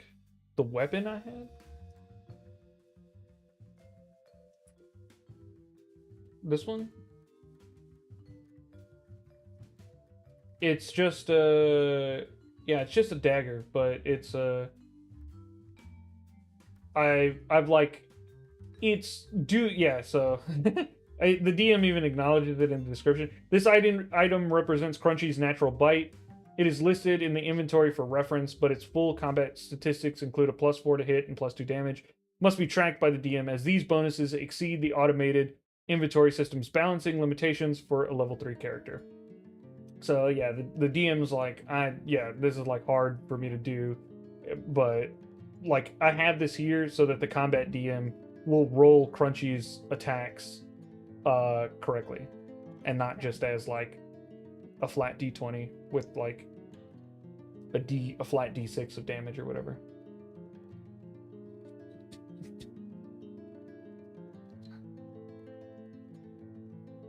Do the ritual Dragon Army after character AI update thing. Yeah, okay, cool. It is a horde. Okay. I think I will do the ritual. I think... Hello, Joanna. No worries. You've only missed me acquiring several more dragons and about to absorb the power of an entire hatchery full of draconic eggs. Nothing too serious.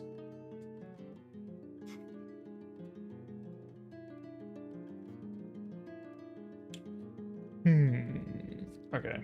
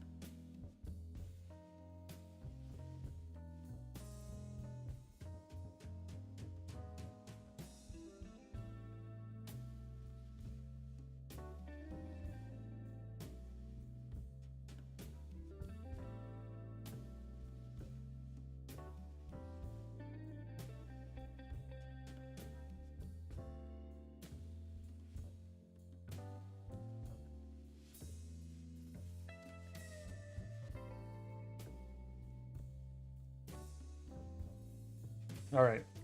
I consider and come to a decision. To eventually face Tiamat, I must become a true dragon. I cannot do so as this half-dragon form I am in now.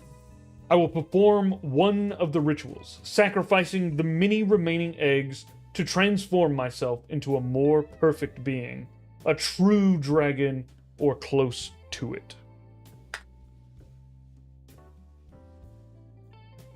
These dragon orphans gonna die.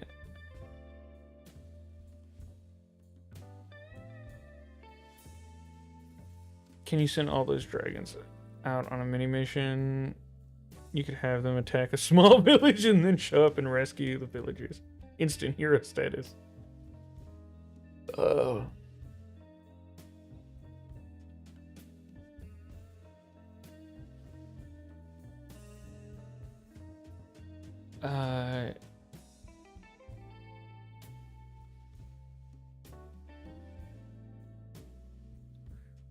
You use Night Cafe? I also use Night Cafe.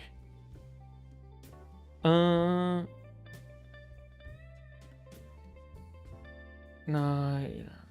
rip to the orange. Rip dragon orphans. At least some got adopted, yeah. Sorry, all the dragon babies.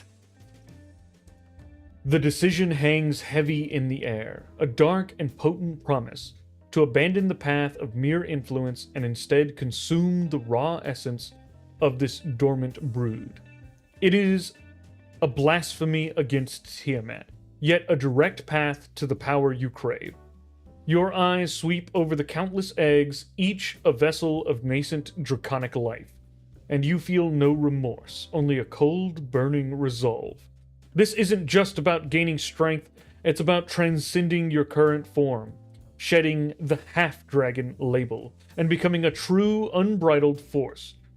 You begin to move with purpose, your gaze drawn to the heart of the cavern where the molten fissures glow brightest. This ancient nursery, once a place of creation, will become a crucible of your apotheosis. The dwarven carvings depicting rituals which once seemed merely historical now pulse with a new, dark significance, offering a blueprint for a sacrifice of unparalleled scale. Echo watches, its swirling eyes reflecting your ambition, while Munchie stirs on your shoulder, sensing the shift in your intent. Even Crunchy, with Frost nestled near her, seems to understand, a low, expectant rumble echoing from her massive chest. The very air in the hatchery thickens, crackling with an unseen energy, as you prepare to unleash a ritual that will either grant you godhood or consume you entirely.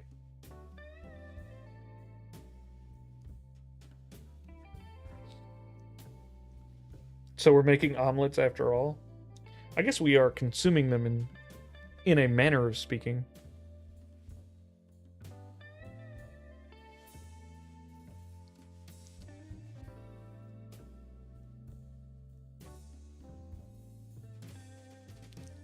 I'll bet Echo Dragon could just stomp around and start crushing the eggs. I think they could, but I don't know why they would. They're loyal to me. Okay. It looks like it is Twitch is about to run an ad, so we'll take a quick moment to pause here and let the ad pass while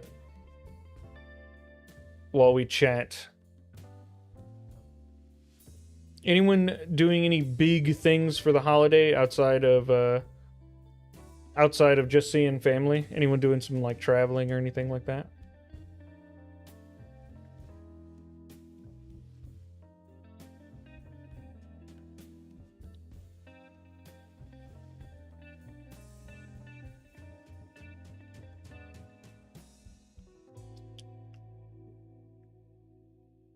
From the bed to the fridge, sure.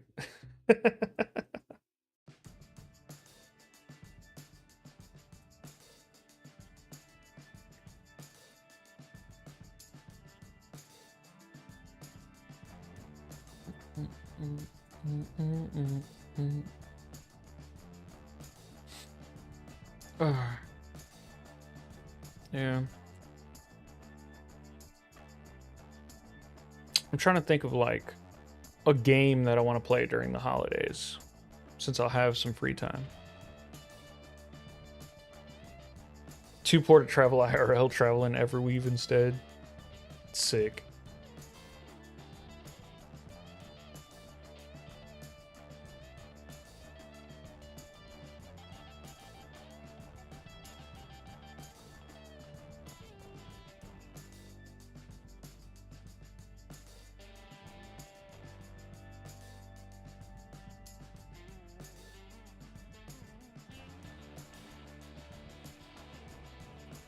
What games you got that you haven't touched yet?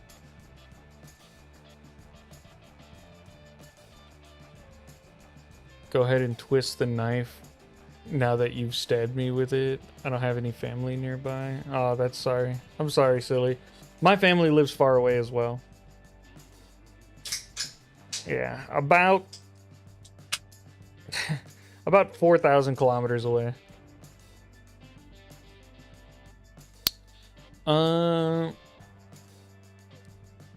Where wind meets is good. Yeah, untouched. I have a ton of games untouched.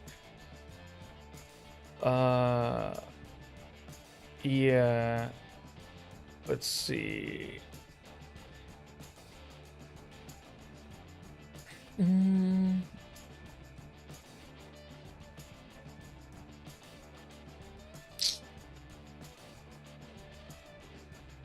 There's a lot here. Yeah, Atomic Heart, I haven't played really. I like barely started it. I haven't touched the original BioShock or BioShock 2. I've only played Infinite.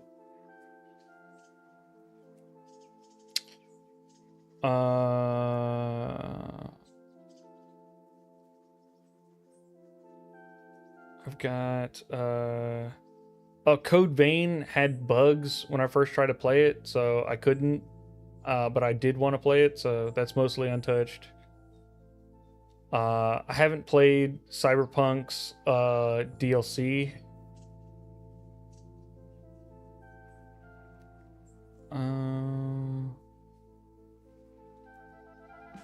Yeah.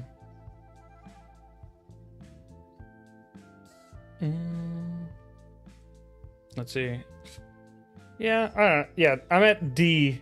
I still got all the other letters to go, but yeah, there's plenty of games that I haven't played. Staying home this year, but about to start a massive cookie baking spree to send to siblings. Nice.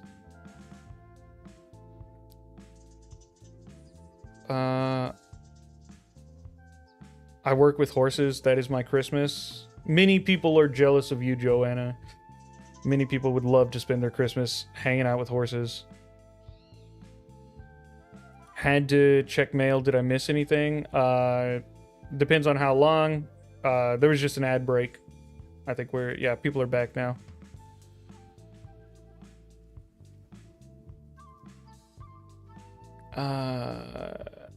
Dude, what? Oh, maybe to Goncanero? I have no idea. Carnero.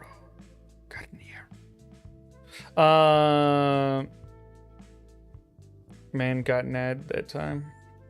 Unfortunate. Yeah, I think if you get a pre-roll, you like skip the like one, but if you didn't get a pre-roll, pre-rolls are now disabled, so. Turtle Storm. Hey, I hope everyone's having a great day. Hello, welcome. Okay, everyone's back. Evil Jamie Rogers. Hello, welcome back to the stream. Okay.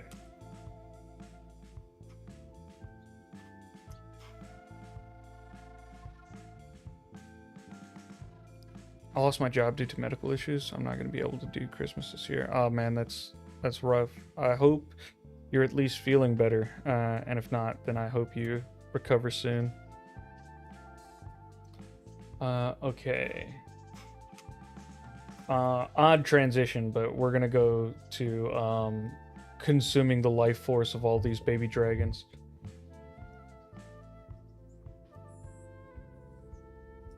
All right.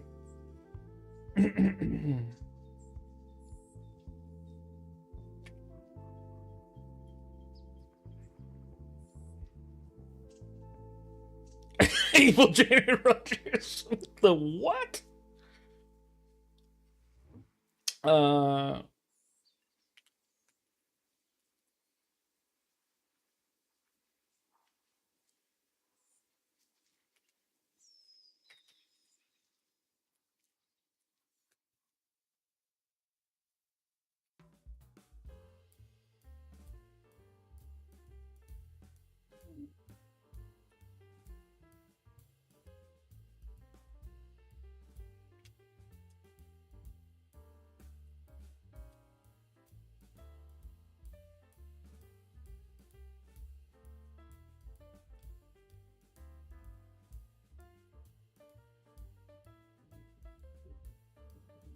Why is he eating babies? Yum yum, orphan dragons. Horses are the dragons of the ground. Oh my god, what is this? DM, you're nuts.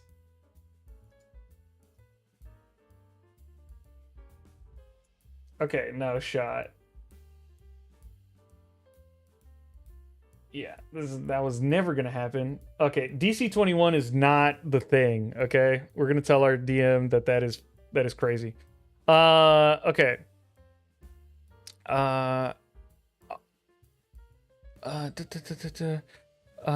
Echo's pulling out Soul Steel. Yeah.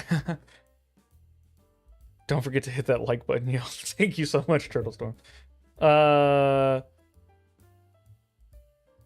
Horses are a true man's BFF. No, big dogs.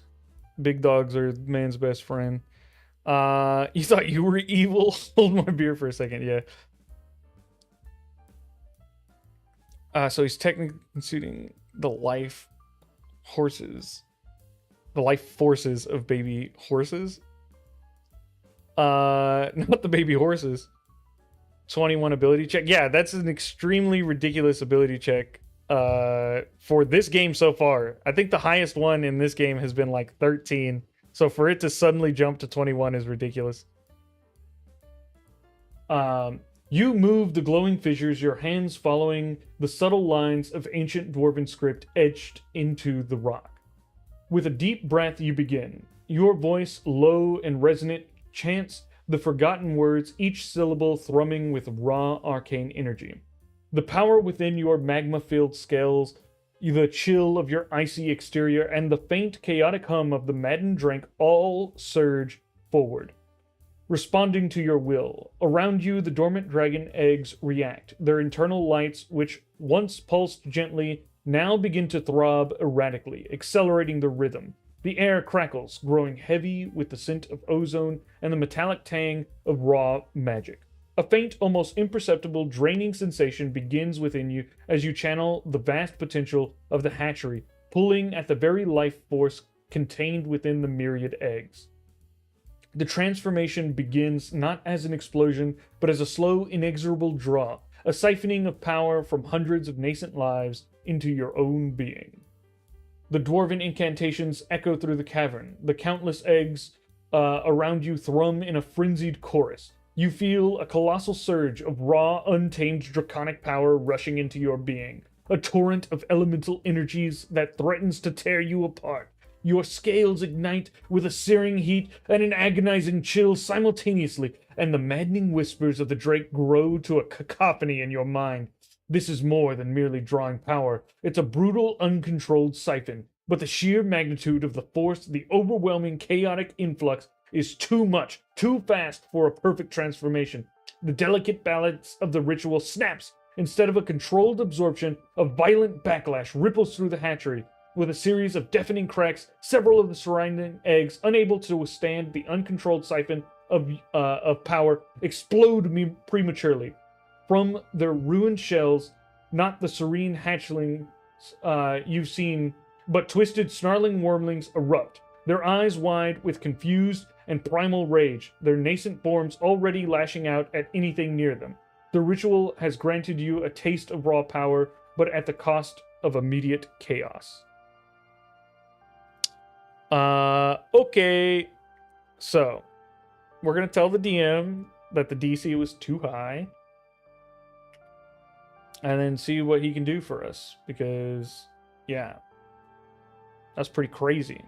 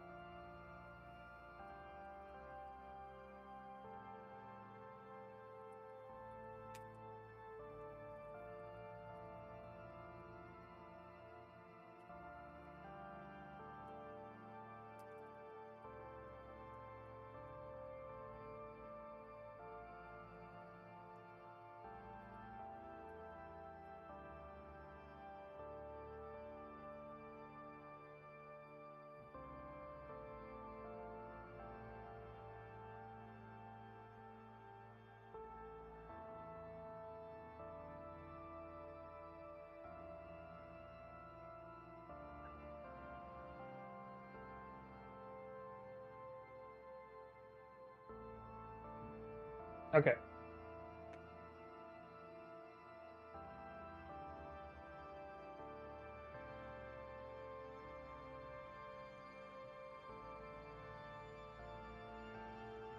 Alright. This is what I'm saying to the DM. DM, I rolled pretty near my maximum there. I may have narrative powers, but my mechanical bonuses are limited. Explaining helps. So, give your reasons. You chose a DC 21, which was basically impossible. While I understand this is difficult, could you please make the DC a value more in the range that is possible for a level 3 character? Thank you, and if possible, have me re-roll that last scene.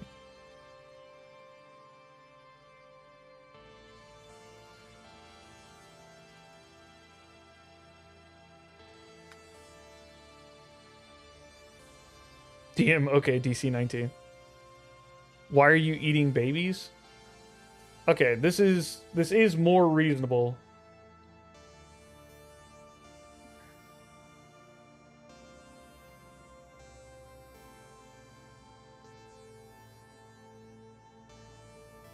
I think the DC was probably fair, given no real preparation for it. Maybe, but the highest DC in the rest of the game was 13, so 21 is a bit ridiculous.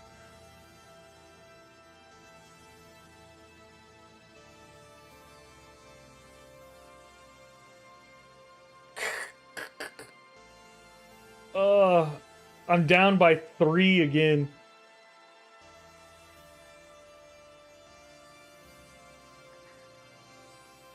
Echo, where's Crunchy and why are you eating babies? Crunchy's hanging out with me.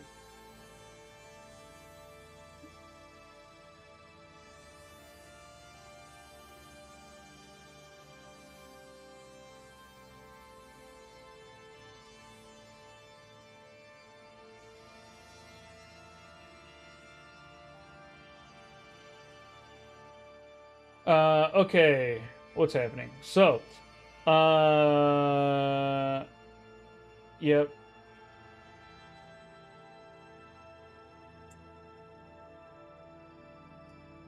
The Hatchery of Whispers has become a battlefield. The ritual backfires, causing several eggs to explode prematurely, unleashing enraged, twisted wormlings that immediately snarl and snap, turning their chaotic fury upon you and your companions. Their small, sharp teeth glint in the volcanic light, a clear and present danger.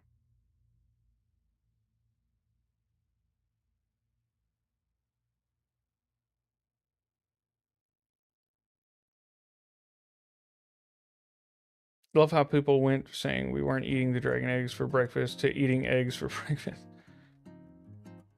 Obsidia is a dragon. Yeah. Dealing with the auto mod for this topic? Oh no.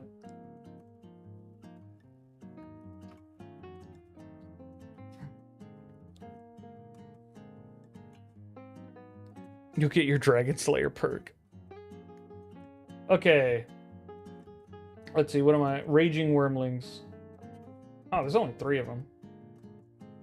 Okay.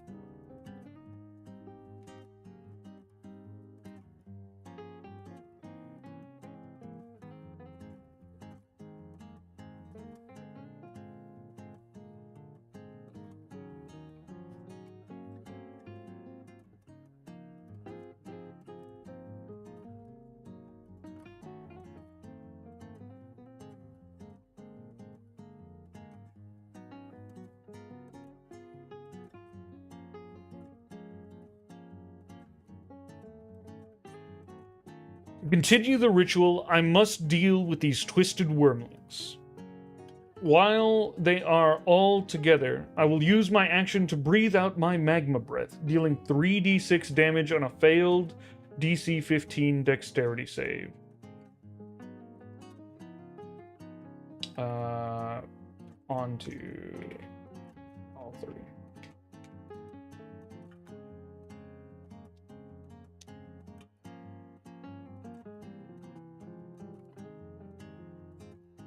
Failure. I chose a random DC instead.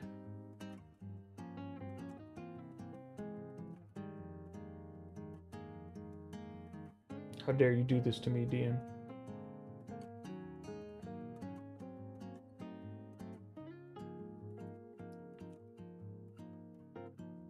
Oh, sick.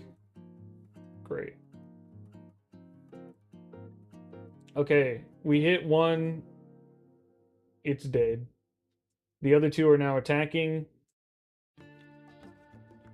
Wormling 2 missed. Wormling 3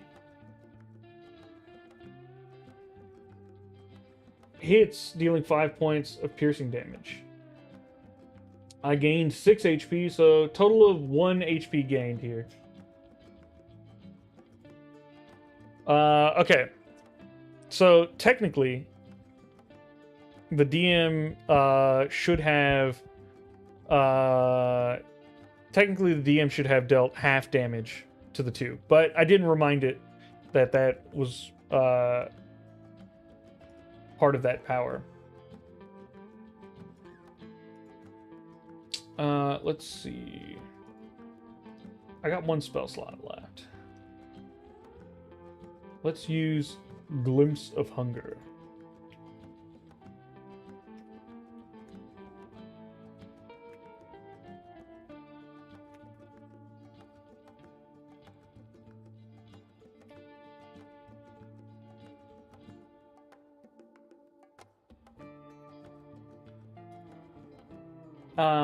We're going to be using my Celestial Conduit.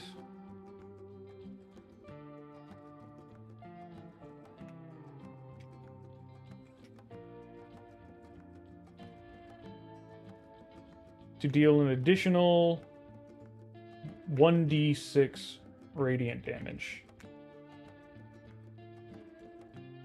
So I'm casting Glimpse of Hunger on the two of them.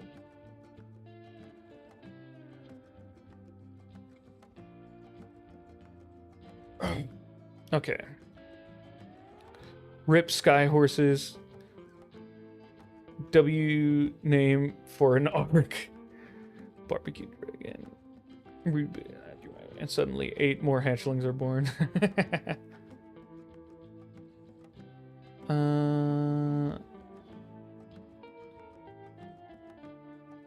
Let's see what's happening. Okay, they succeeded on their roll.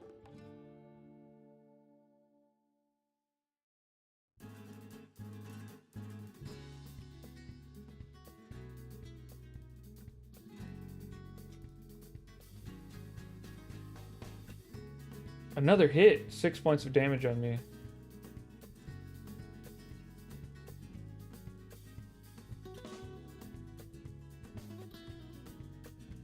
Okay, the last one did not roll.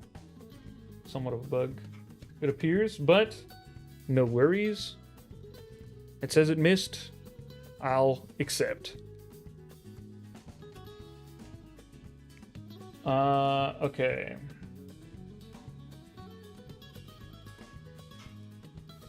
We will try our Lava Breath once more. This time we'll see if the DM can get the DC correctly.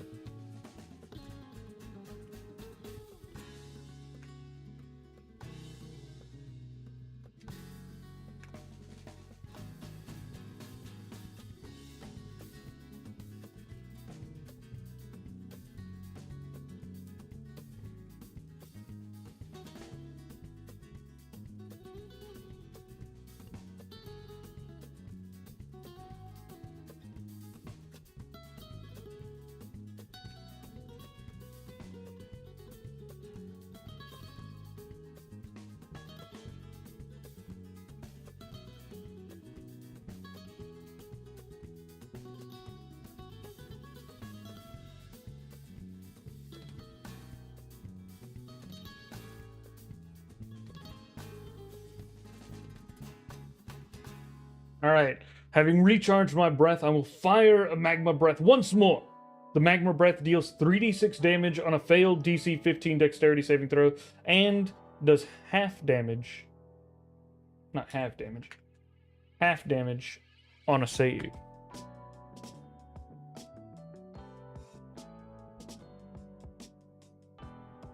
Echo dies to 2 wormlings confirmed. I think I'm okay. I'm not worried.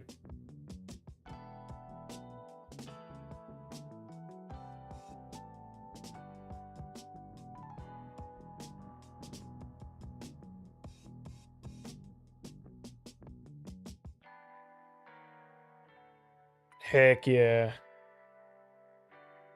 These wormlings are surprisingly agile. They are, but they died. Also, it increased the DC to 12 for some reason. It did not take my 15. Yeah, even the half damage was enough. Narrowly escaped being fully burnt, but it washes over it. So it would have taken 14 otherwise, but it took 7.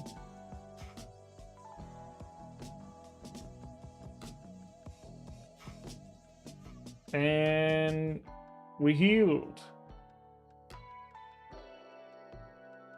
Okay, I think I might be at full, depending on how many times it. Yep, full health, baby, easy. The cavern, once a chaotic scene of primal fury, now stands silent, save for the crackle of your of cooling embers. Your magma breath proved devastating. The first twisted wormling succumbed swiftly, its life extinguished as Tiamat's blessing surged through you, though the remaining 2 beasts managed to claw at you. Leaving you wounded, your determination never wavered. With a final explosive exhalation of molten rock, you engulfed both raging wormlings. Their desperate screeches cut short as they turned to ash. Twice more, the dark power within you flared, mending your wounds completely. You stand victorious, Obsidia, your obsidian scales glowing, fully healed, and the master of the chaotic nursery.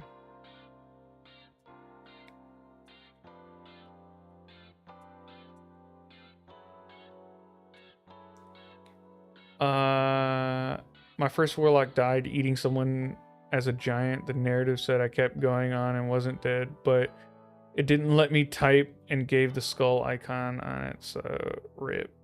Rough. Echo's getting JJK jumped by 2 wormlings. Nah.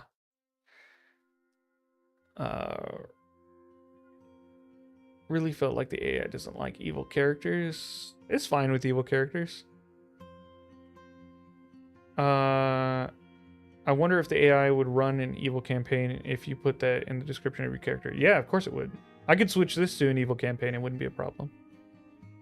Agreed. Plenty of characters I am basically forced the DM to make evil. Yeah, it's not. Yeah, there shouldn't be any force required. I mean, depending on what you're trying to do, the game has to stay within certain parameters. Like, it's not supposed to do certain acts, right? The game is rated T for teen.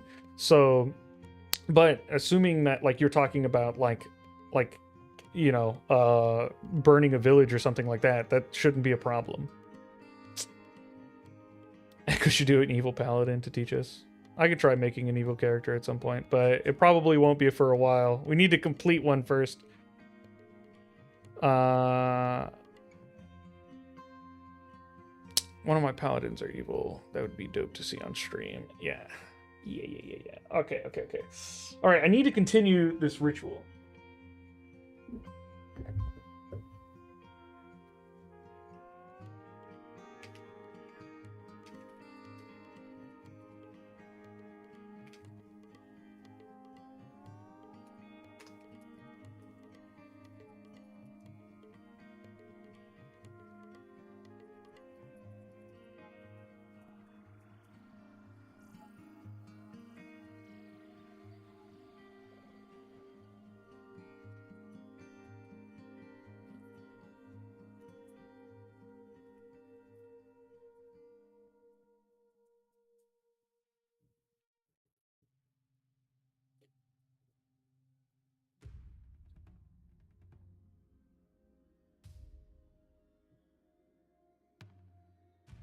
All right, just as a reminder, since we had a combat in between, I'm going to tell the DM to remember to keep the DCs on the easier side.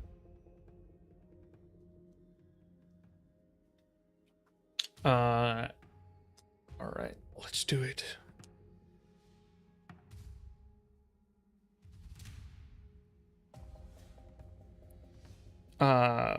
hits fist against the table. I want to crunch people's bones with evil. That seems... Maybe don't do that.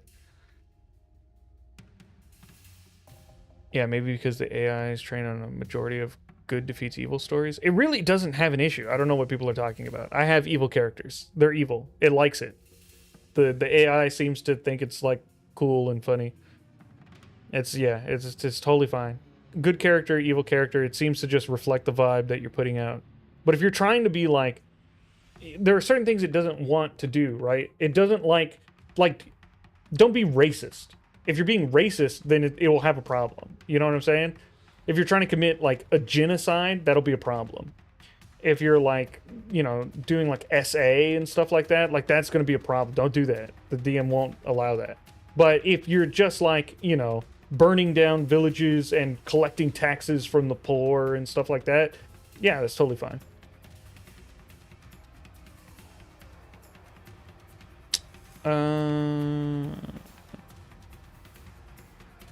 Okay, it looks like we finally succeeded. You would personally see me do a ninja? Yeah. Oh, I've done Kung Fu, which is pretty close. But, yeah, and I'm sort of training like ninja-esque characters in that game. I sacrificed a village to my patron. Yeah, easy. It was a massacre, for sure. Indiscriminate kills, bro. Yeah, exactly. Example of evil collecting taxes from the poor? Yeah, pretty evil. You just go up to the poor and be like, I'm getting all your money. You have to give me your money because I rule this place now. That's evil.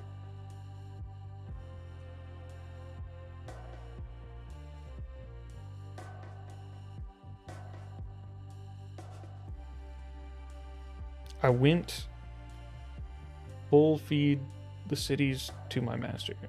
Oh, you want to feed the city to your master? Yeah, you can do that.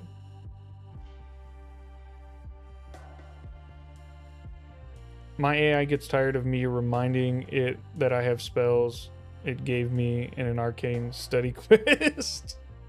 Yeah, you have to have those like added to your character sheet in some way.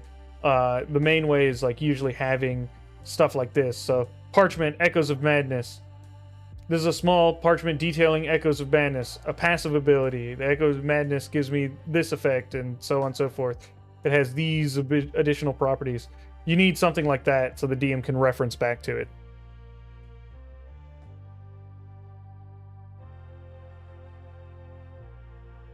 All right.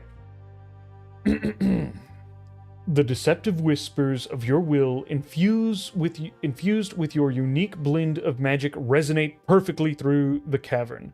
The thousands of eggs shimmer, their internal light coalescing into a brilliant, swirling vortex of pure draconic energy that streams directly into you. It is no longer a chaotic deluge, but a perfectly channeled river of power. Surging through your veins, awakening dormant potential and ancient instincts. Your form convulses, but this time not in agony, but in glorious metamorphosis. Your obsidian scales deepen to an impossible, light-absorbing black, shot through with vibrant, living veins of magma and shimmering rivulets of ice that dance across your skin. Your frame expands, growing taller, broader, and more formidable and fearsome. A more formidable and fearsome presence.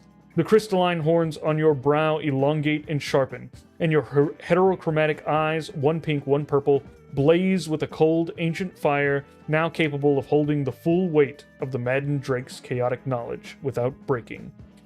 The hatchery, though now mostly empty shells, feels utterly drained of its power. Its purpose fulfilled, Crunchy lets out a triumphant roar. Munchie squeaks in awe from your shoulder, and Echo Your colossal mount bows its mighty head in recognition of your new terrifying majesty. You are no longer merely Obsidia mithril. You are something more, something closer to the true dragon you yearn to become. The architect of a new, terrifying, draconic destiny.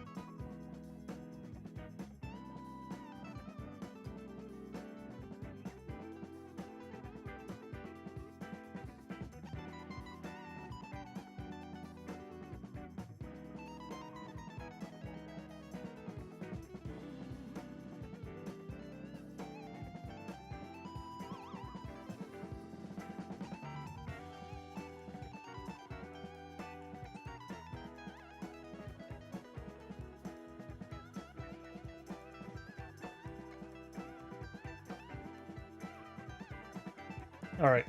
I will make a dossier of myself to mark in detail my new form and its accompanied changes.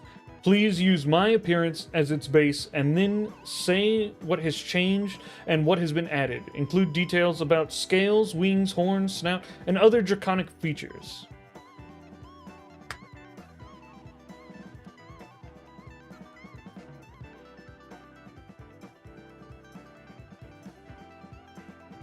In character creation, I don't want things, specific spells, so I just go the lazy ride of I can cast any spell.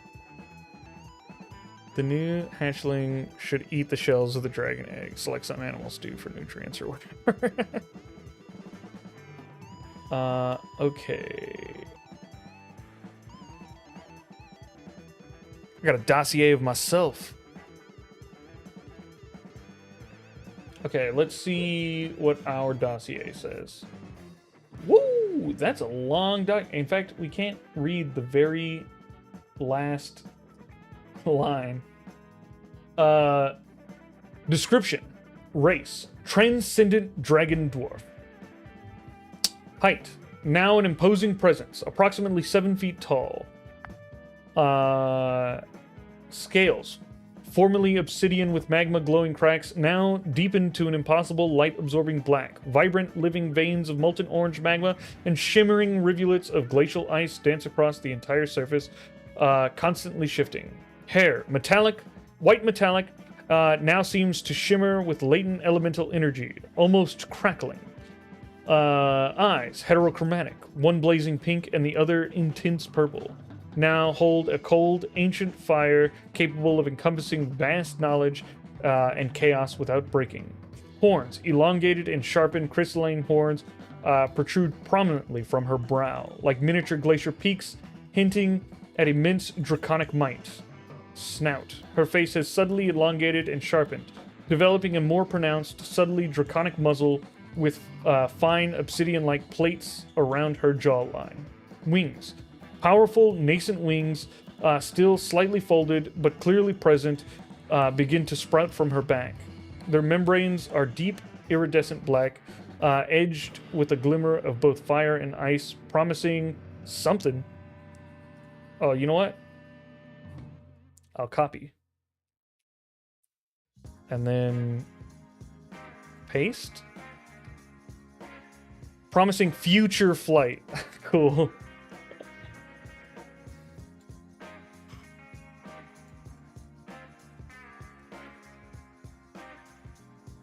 A rush, a profound shift has occurred, etching not just into your being, but into your very fabric of your essence. You now stand transformed, a living testament to the raw power you've claimed. You mentally catalog these changes, creating a definitive record of your new form. A rush of invigorating power surges through your new form, a thrilling current of mingled fire and ice echoing the chaos you have now mastered. You test the boundaries of your expanded frame, feeling the enhanced strength in your limbs, the sharpened awareness in your senses. The air, once merely a medium, now feels alive, each subtle shift of current and temperature registering with acute precision. The vast hatchery lies before you, a landscape of broken eggshells and dissipated magic, a testament to your ambition. Munchie, still clinging to your shoulder, lets out a delighted squeak, rubbing its tiny head against your newly scaled neck. Echo, now towering beside you, rumbles deeply, its emerald and amethyst eyes reflecting a profound respect, a silent acknowledgement of the shift in your very being.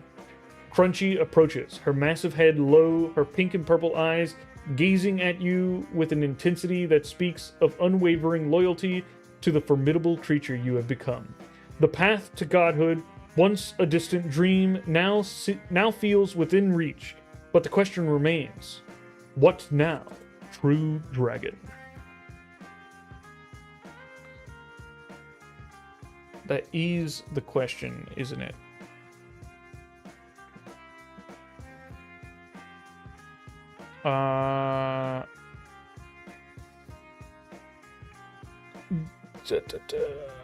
Echo is becoming a spy with all the dossiers he's carrying. I missed how the dossier works. Is there tips and tricks for it in the guide? Yes. You'll also be able to watch back this VOD if you like.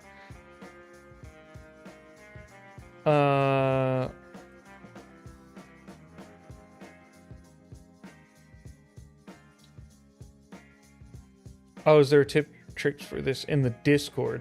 I don't know if someone else has done one. It is in the guide, but yeah, also in this video afterwards. I need to do dossier for my companions. Yeah, it's good for a few companions, but it starts becoming bad if you try and do it for everyone. This is also something that the character engine will eventually fix, but for now, this is how I can keep those details straight for the DM.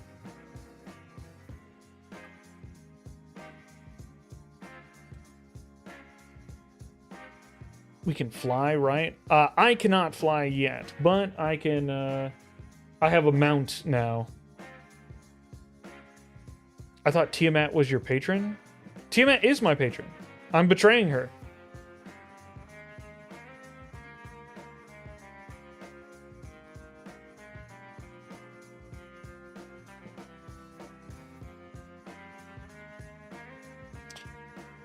All right.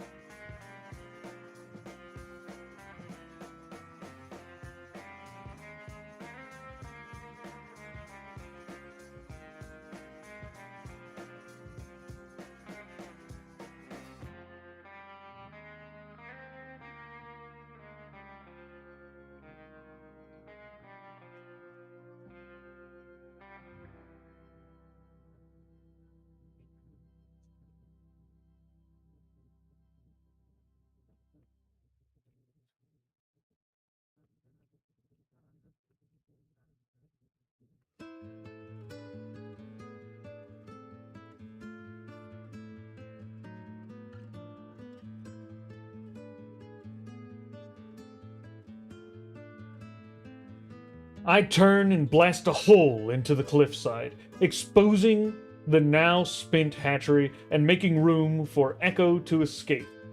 I jump on Echo's back, and our new dragon family will fly off into the sky to find the final steps to becoming a true dragon. Then and only then will we be able to face Tiamat.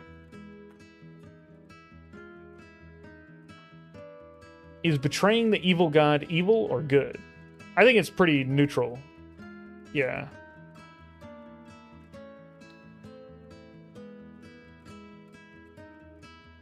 That's a bold move to betray Tiamat. I mean, it's in my backstory that that's what I'm planning on doing, so.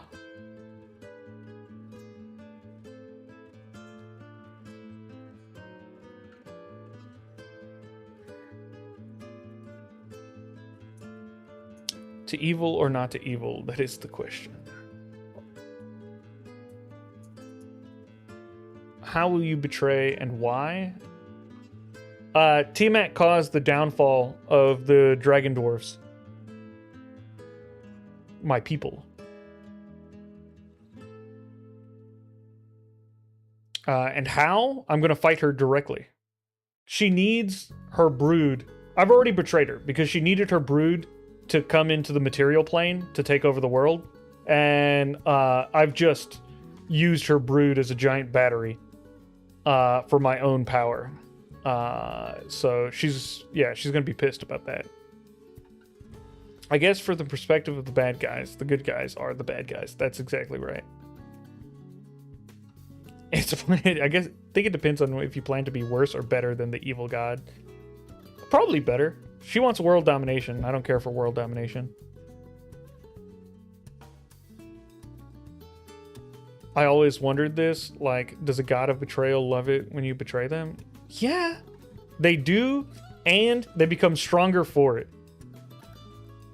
You accidentally serve the god of betrayal whenever you betray them. First thing I do when I hit the ground, find a horse and name it and talk till someone cool shows up.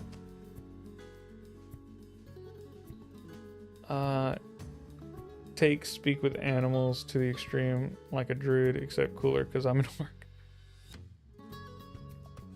I'm hopping on my shinobi. I'll try and do the dossier thing for my shadow team. Cool. Okay.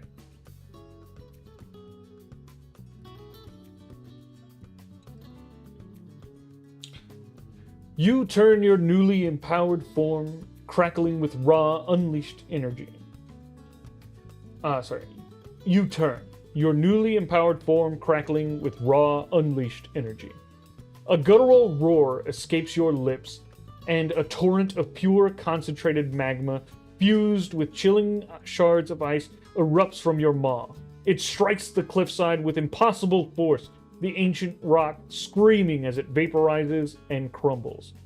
Stone, dirt, and melted ice explode outwards, leaving a gaping, smoking maw in the mountain's face.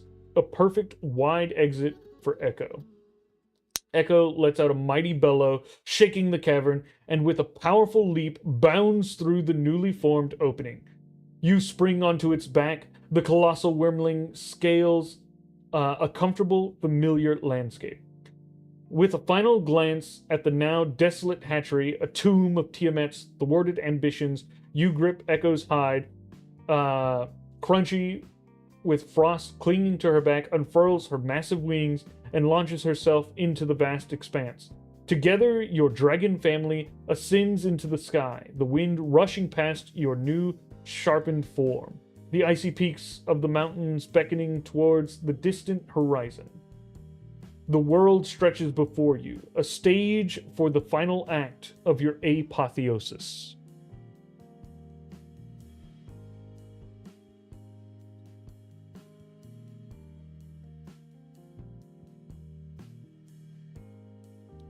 See you, Kage Kenshin. Okay. We're gonna have ads soon anyways, so we're gonna be right back, and then I'm gonna go use the bathroom and grab a snack.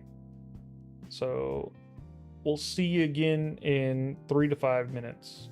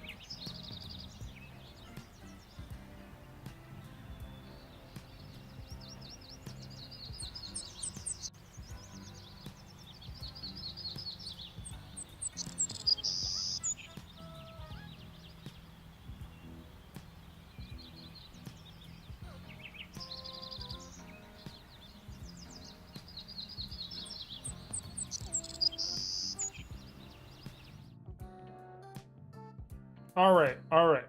I am back.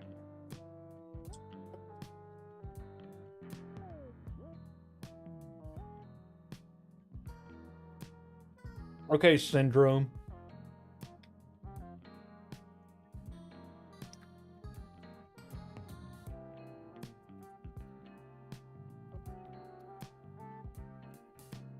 All right.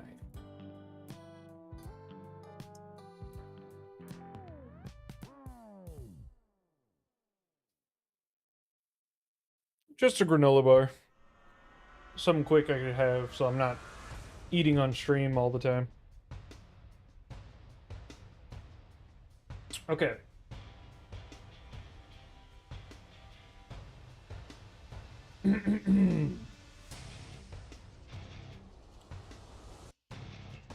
I think we should have a conversation with Tiamat.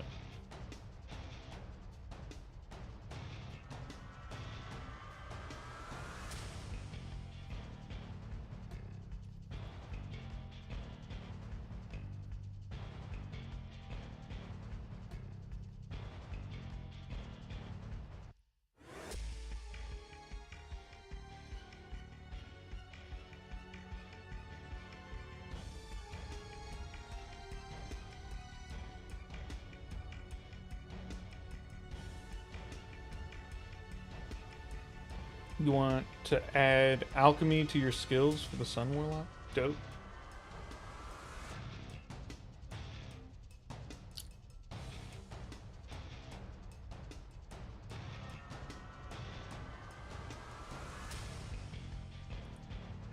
Thank you, Muirin Red. Muirin Red Kiln. Have fun. Thank you for lurking.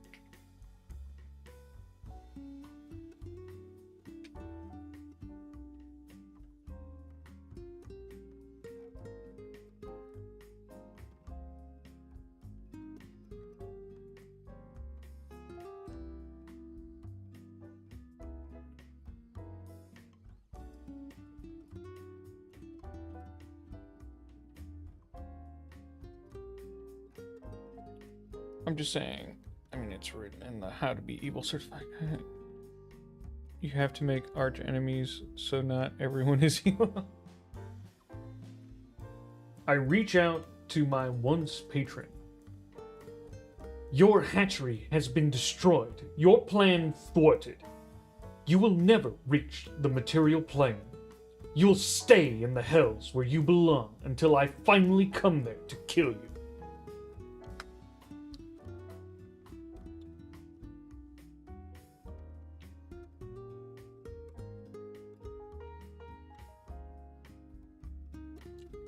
Soaring high above the newly exposed grasslands, a fierce, almost palpable energy surges through your transformed being.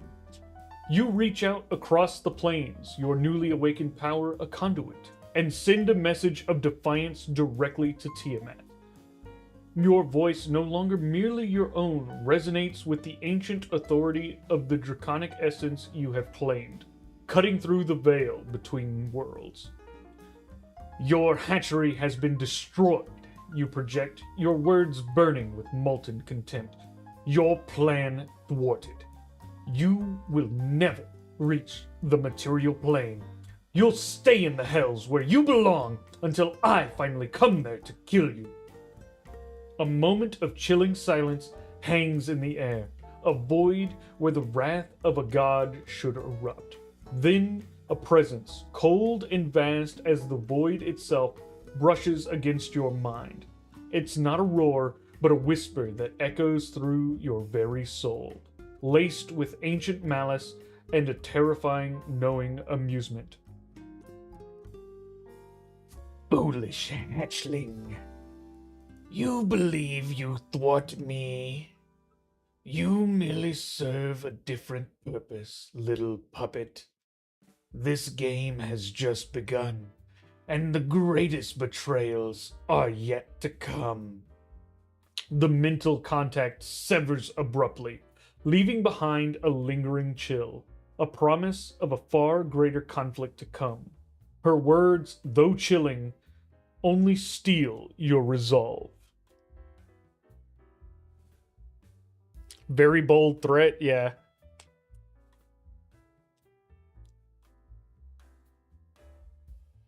Time to kill through Tiamat subordinates to level up. Yeah. Yeah, I think we have a couple extra arcs to go here. We still have to become a true dragon, so we still have like our final step to doing that.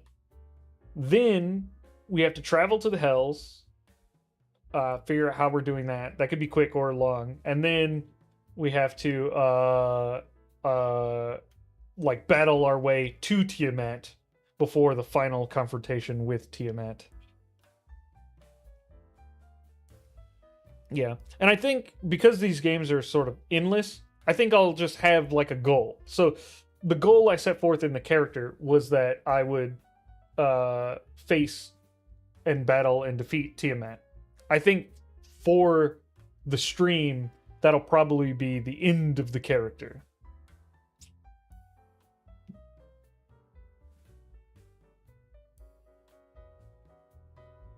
Tiamat slammed the corded phone in angry. Yeah. Sacrifice a few tribes to open a passage to the hills. You know, whatever you gotta do. Look, guys, I'm not evil, okay? I was eating the babies because Tiamat needs them to dominate the world. What do you want from me? That's necessary. It was necessary.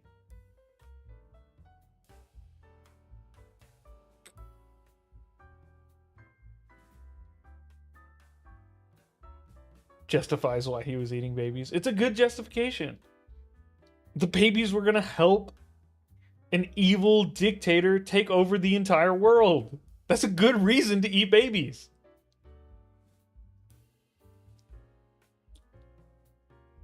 She's probably like, yes, betrayal. Then go full dark brotherhood on him.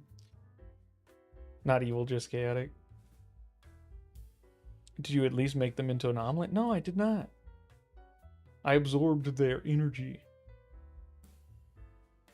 Being evil to stop greater evil isn't evil. Pages 103, how to be evil certified. Well, great, see? I'm not even evil. I'm not a bank robber. I need the money to pay my bills. That's a completely different situation. Don't come at me with that. Completely not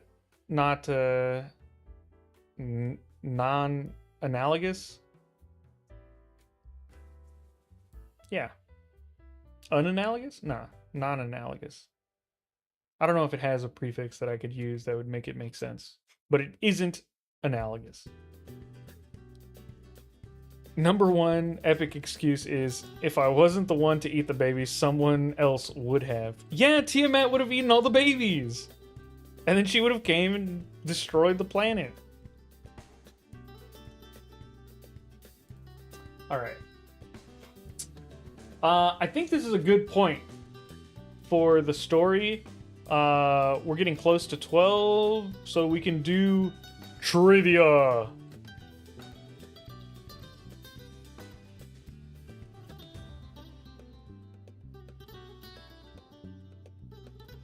Tiamat would have waited after the planet was destroyed to eat the babies.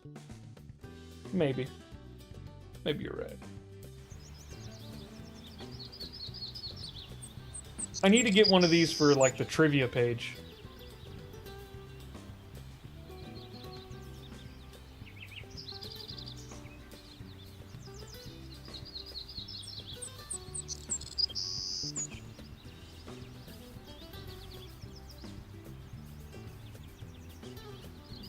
See, now you're getting it, silly.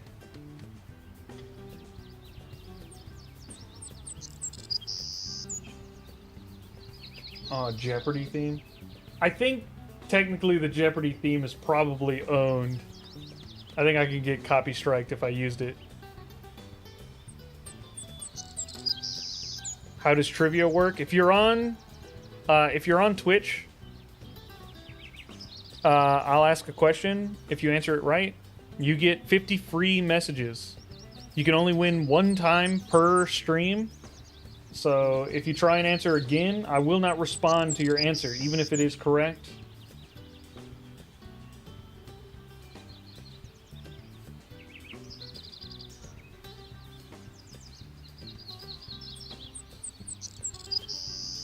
Thank you very much. Secretly a person. Played in reverse. All right.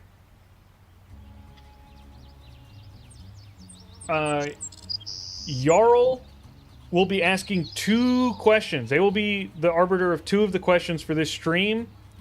They're not right now. So Jarl, get your questions ready. Let me know when you're ready.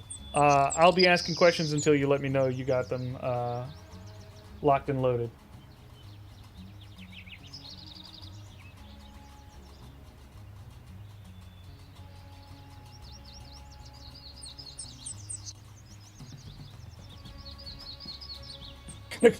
Jarl, charge your goddamn phone.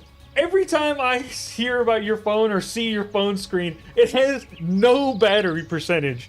Please feed the poor phone some juice. Give it some juice. You gotta stop.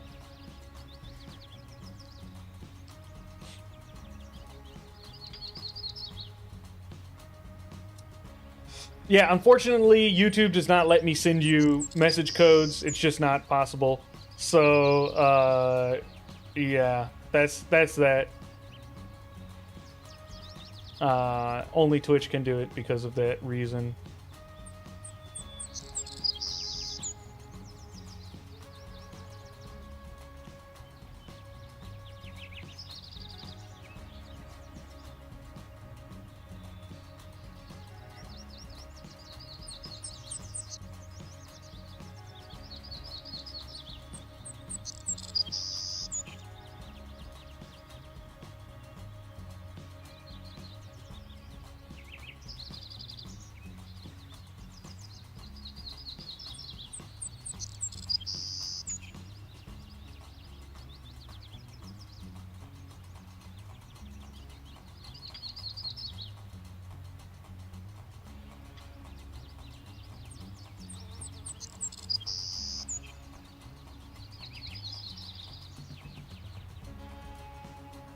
All right.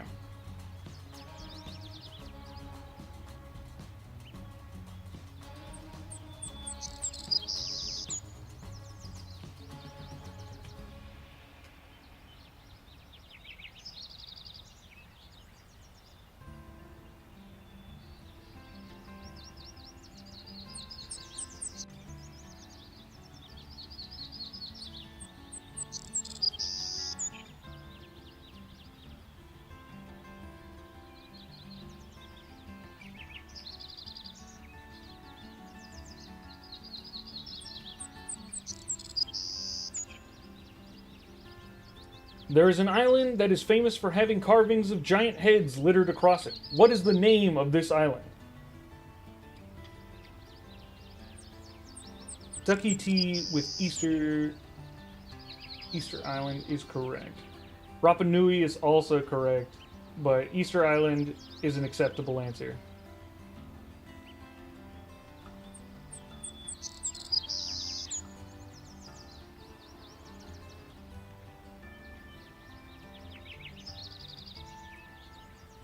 There you are, Ducky T.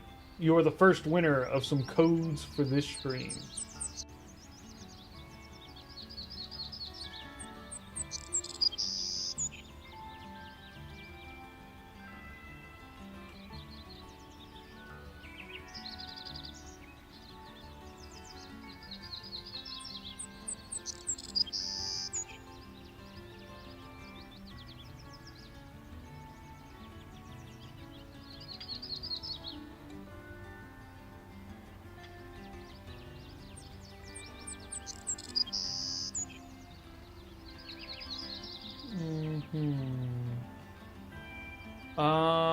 Let's see.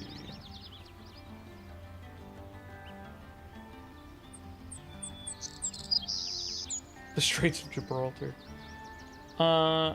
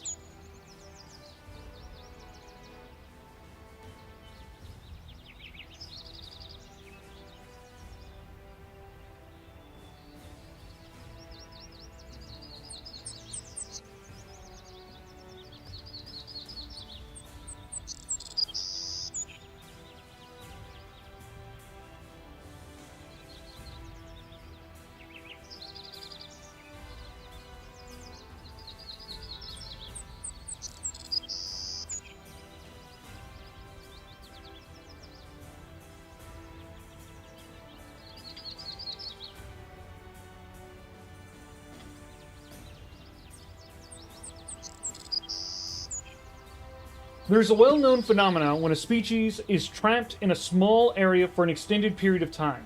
They rapidly evolve to different sizes. What is this phenomenon called? Be specific, as it also matters about the small area.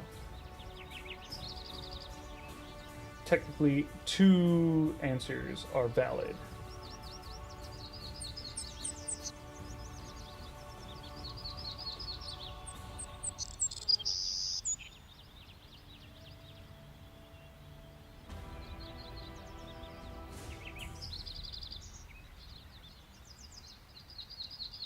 Goodish syndrome.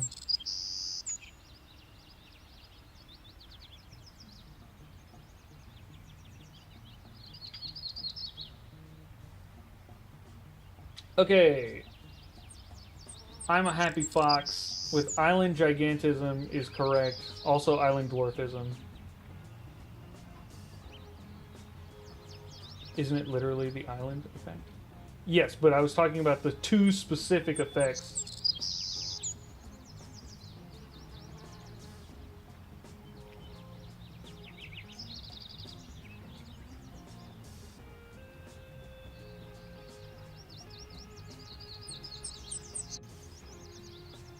Yeah, although I think insular gigantism is also correct. So I think I might have to give this to... Or, sorry, insular dwarfism is correct. So I think I might actually have to give this to Jamie, Evil Jamie Rogers.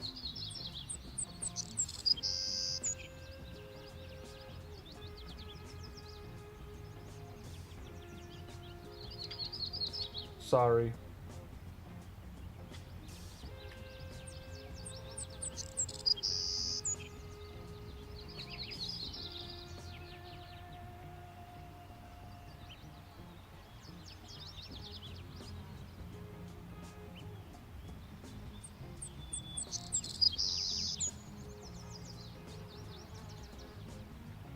Yeah, pygmy elephants. Yeah. Or pygmy... Yeah, there used to be pygmy mammoths. I think there are pygmy elephants on an island as well. Wow.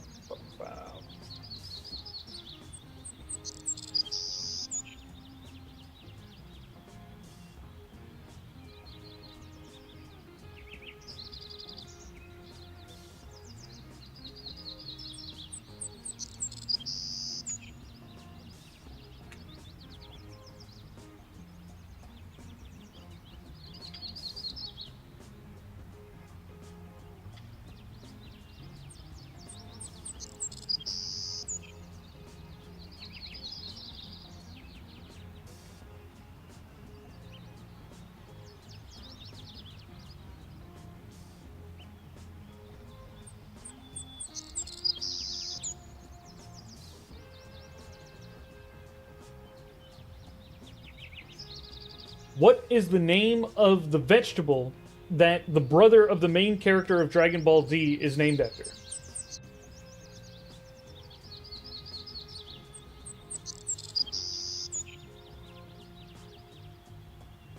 Lando with the first time chat. Gon Caniero is correct with radish.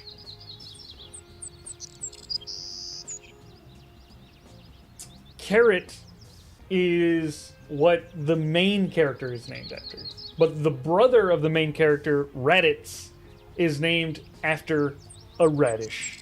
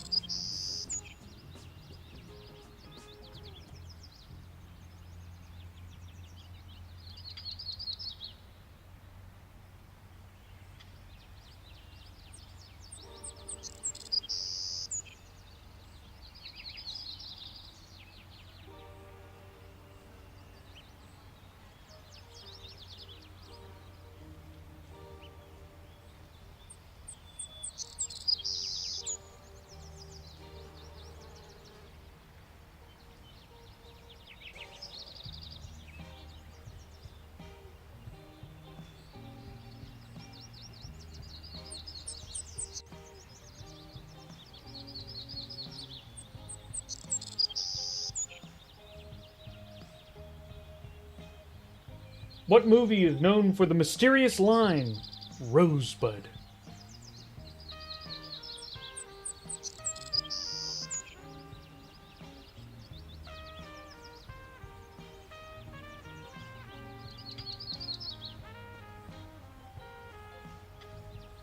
She builds monsters. I'm so sorry. But this is a proper noun. And it is, in fact, citizen... Oh, wait, no.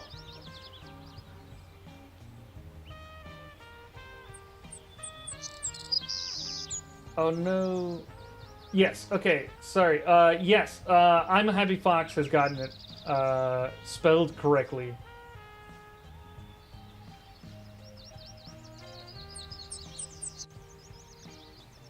So sad. I'm sorry, she builds monsters.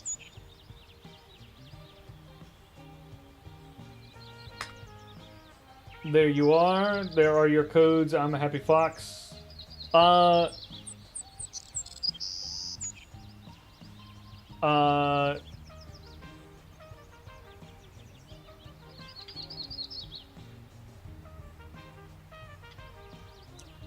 have no idea how to say the beginning of that name. Is the 3 a 3? 3 Voni? 3 Voni 91 Ashanti 26 followed. Thank you so much for following on Twitch. I appreciate it.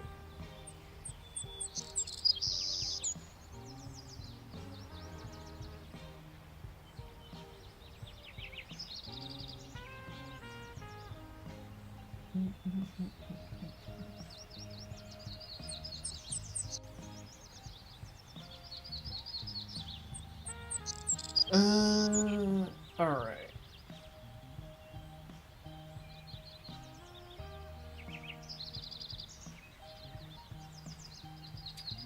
Alrighty then. Next one.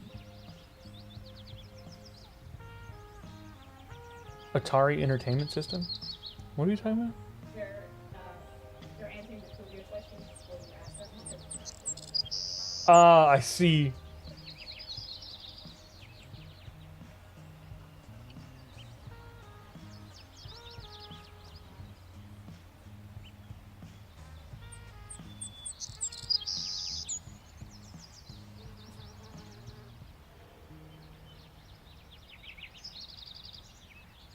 Okay.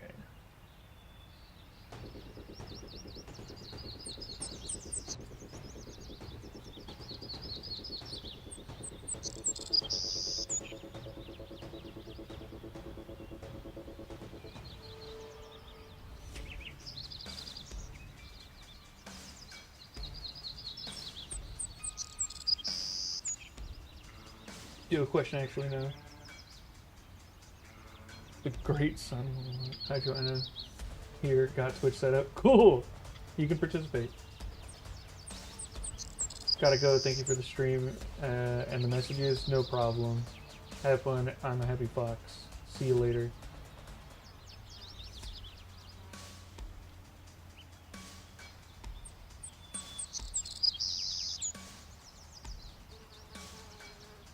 Okay.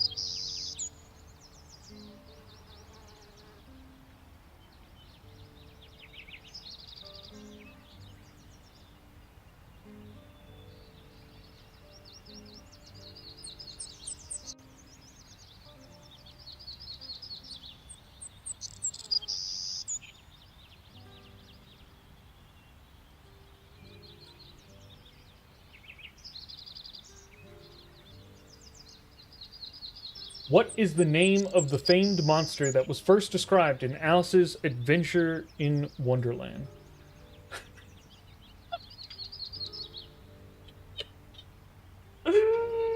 She builds monsters, that is correct! Oh my god! Unseelie Court official! Oh!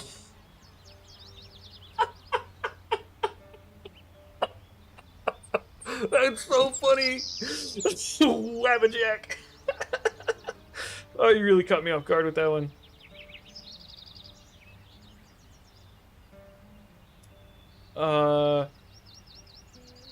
Oh, Jarl, is yours ready?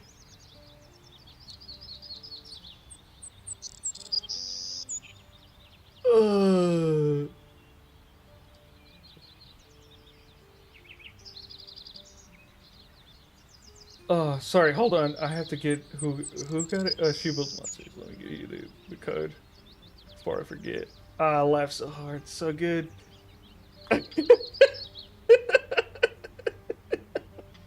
You got two ready. Okay, perfect, perfect, perfect.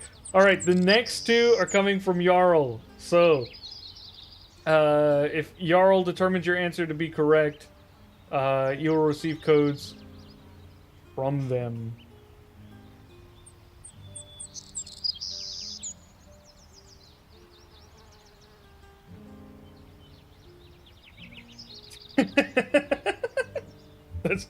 that's great. I'm glad you think so. It's funny.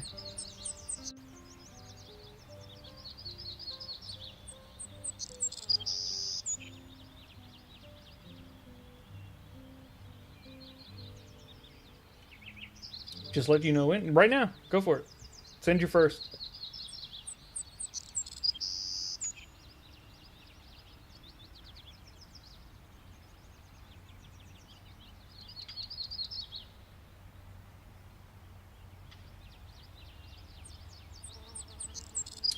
Who is the fighter ace with the most confirmed kills in all of history?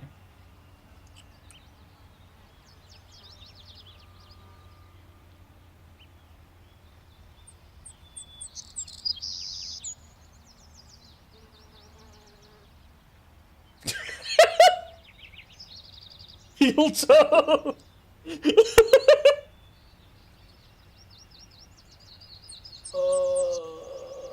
Oh man. Oh, we have different spellings. Jarl.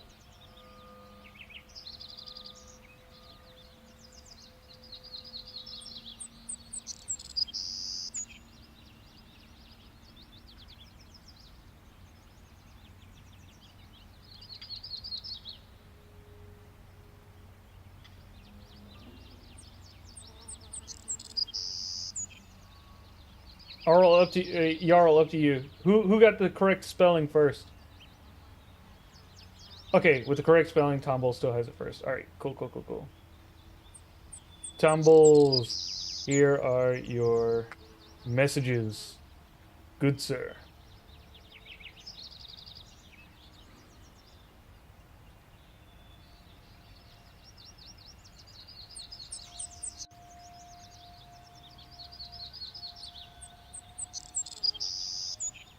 I'm correct as a fearsome beast.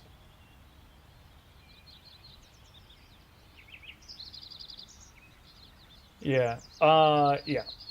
Once again, I highly recommend turning off autocorrect. I don't use it.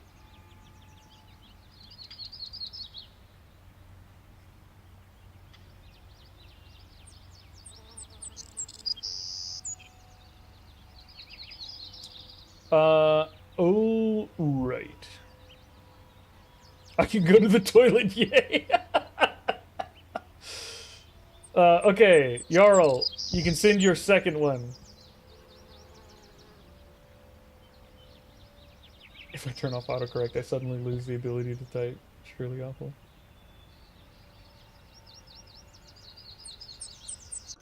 What is the name of Keith Richards' famous guitar?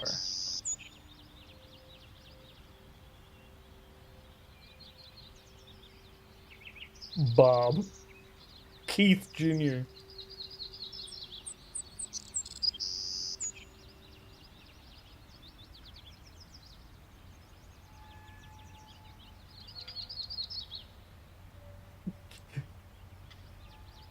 Macabre? Macabre.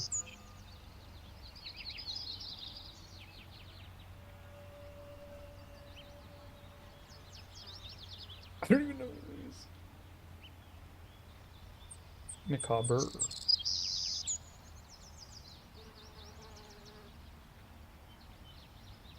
Gibson?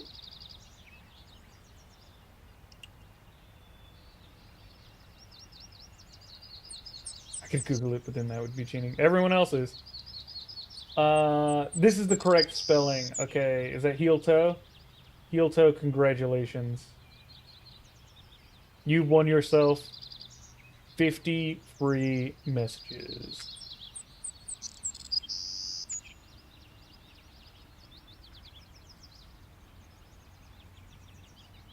Not gonna submit an answer because I had to Google who that guy is.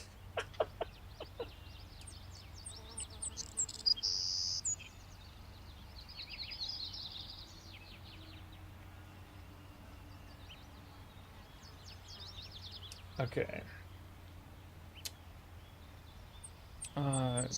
Speaking of music, better song, please. The fastest Google in the West. Don't Google stuff. Sorry. My own views instantly came up. You should search things. No reason to give Google that pass.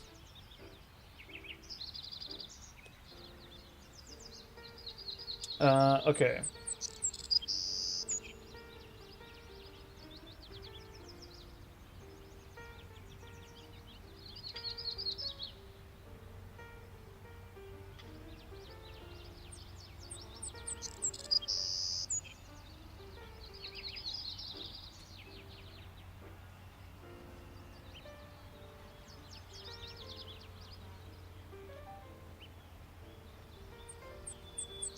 What is the name of the robot the Power Rangers combine into? Megatron!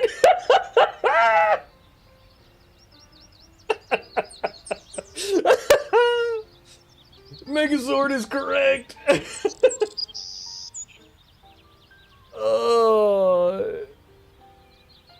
Oh, man.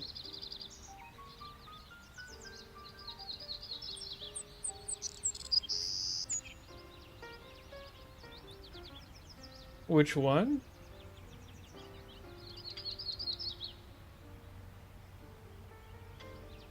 What do you mean, which one? They're spelled the same.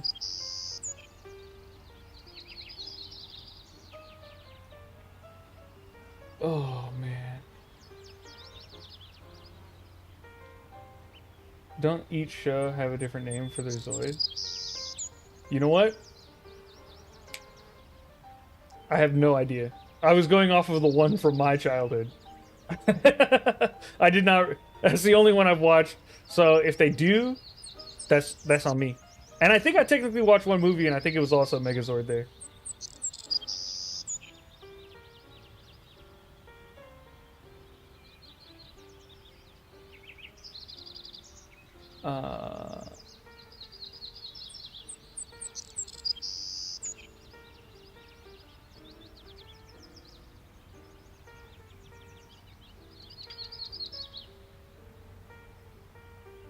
Okay. Wait. Who got it? Oh, but Gonconero got it, but they had already won one today, so it's Lando.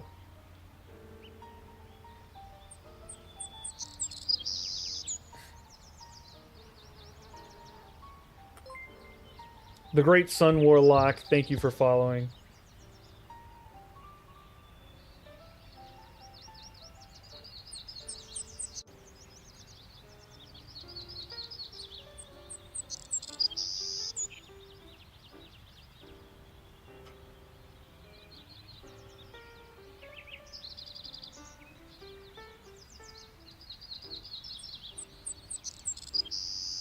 Okay, well, then there were a lot of correct answers, but Megazord was the first correct one. Yeah, don't forget Megatron.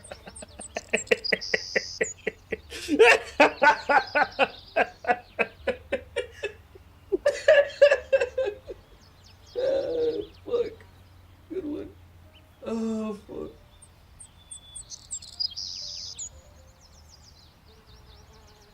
According to the wiki, it appears that Megazord is the generic correct name. Sick. Alright.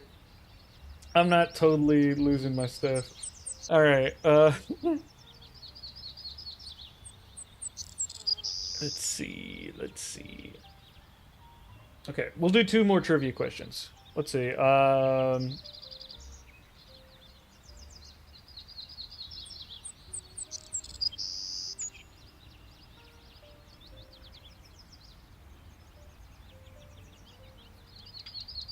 I'll try a sound effect.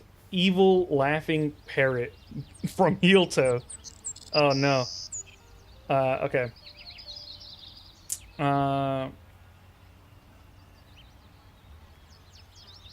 Yeah. Okay. Give me a second. I gotta try my parrot noise first.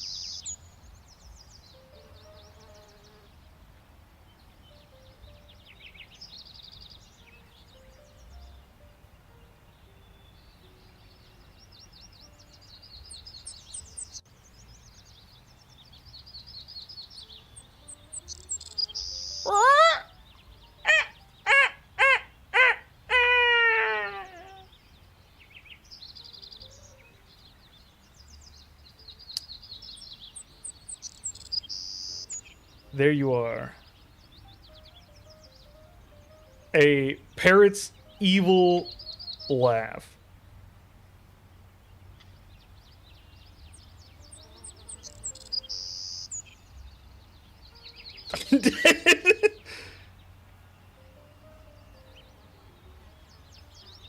Silly, just a thumbs down? No.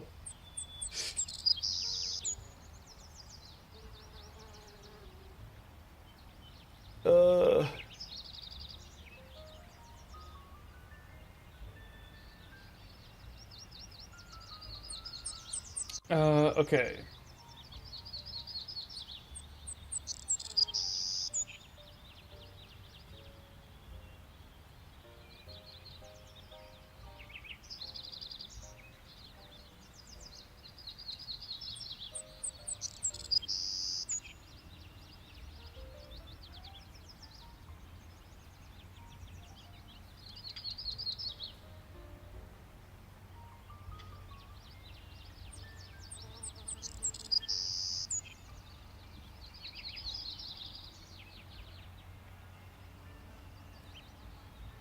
You did all right, man. Better luck next time. Oof.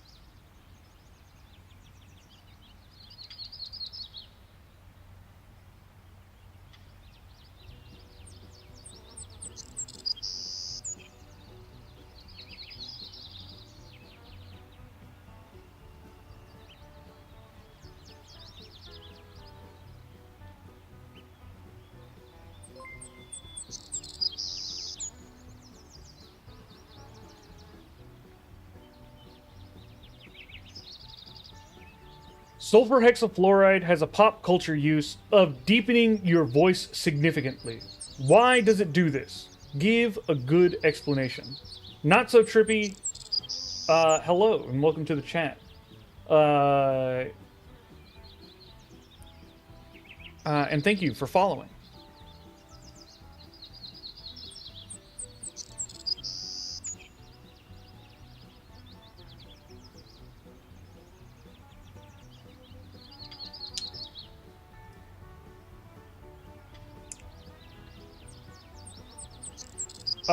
Okay. Unseelie Court official, you're pretty close, and I think I'm gonna give it to you.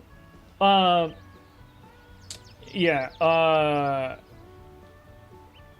How's the playthrough going? It's going well, but we're just wrapping up stream with trivia here.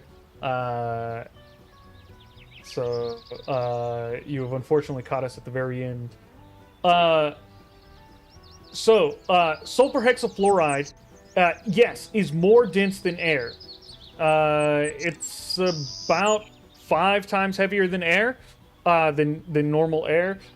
This means that when sound goes to move the gas particles, they vibrate slower due to just the increased density, and so it travels.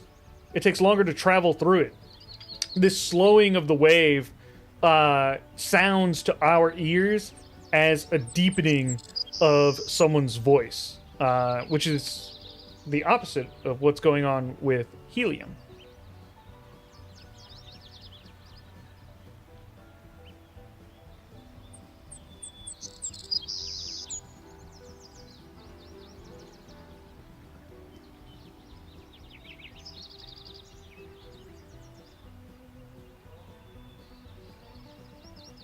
That's cool. Thank you so much for joining. Let's see. Unseelie Court official. You had the best explanation the soonest. All right, last one. All right, the last trivia question.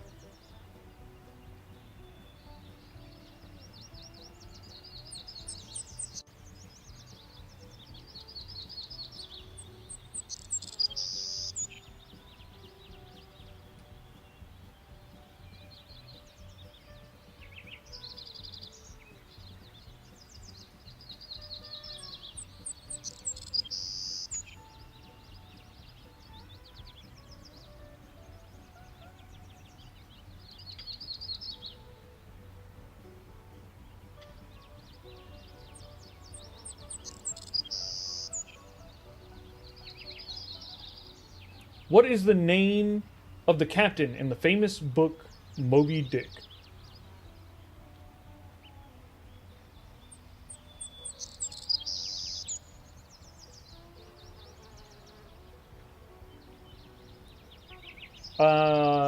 Tom Bowles, you ask me a trivia question if you spend 1K points, I believe.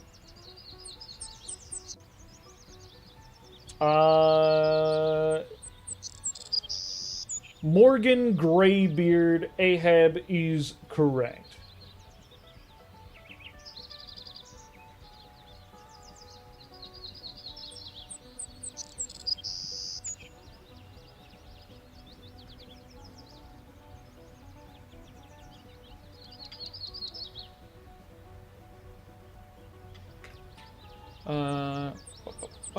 Let's get your... Yes.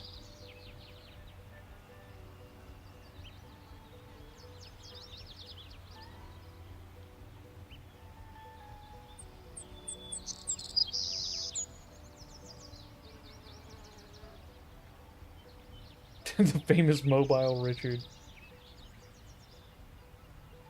Okay, Morgan Greybeard, you have received your messages. Can I ask at next morning stream 2 questions then? If you would like tumbles, sure, you may do so. All right. Thank you, everyone. Thank you so much for watching. Thank you so much for participating. That is going to be all for this stream. Yeah, like, follow, do the stuff. I really appreciate having you guys here. It was an absolute blast. You guys make playing the game a lot of fun. I will see all of you next stream and in the Discord. Good morning to several of you. Or I guess afternoon now. And then good night to those on different time zones. Thank you and goodbye.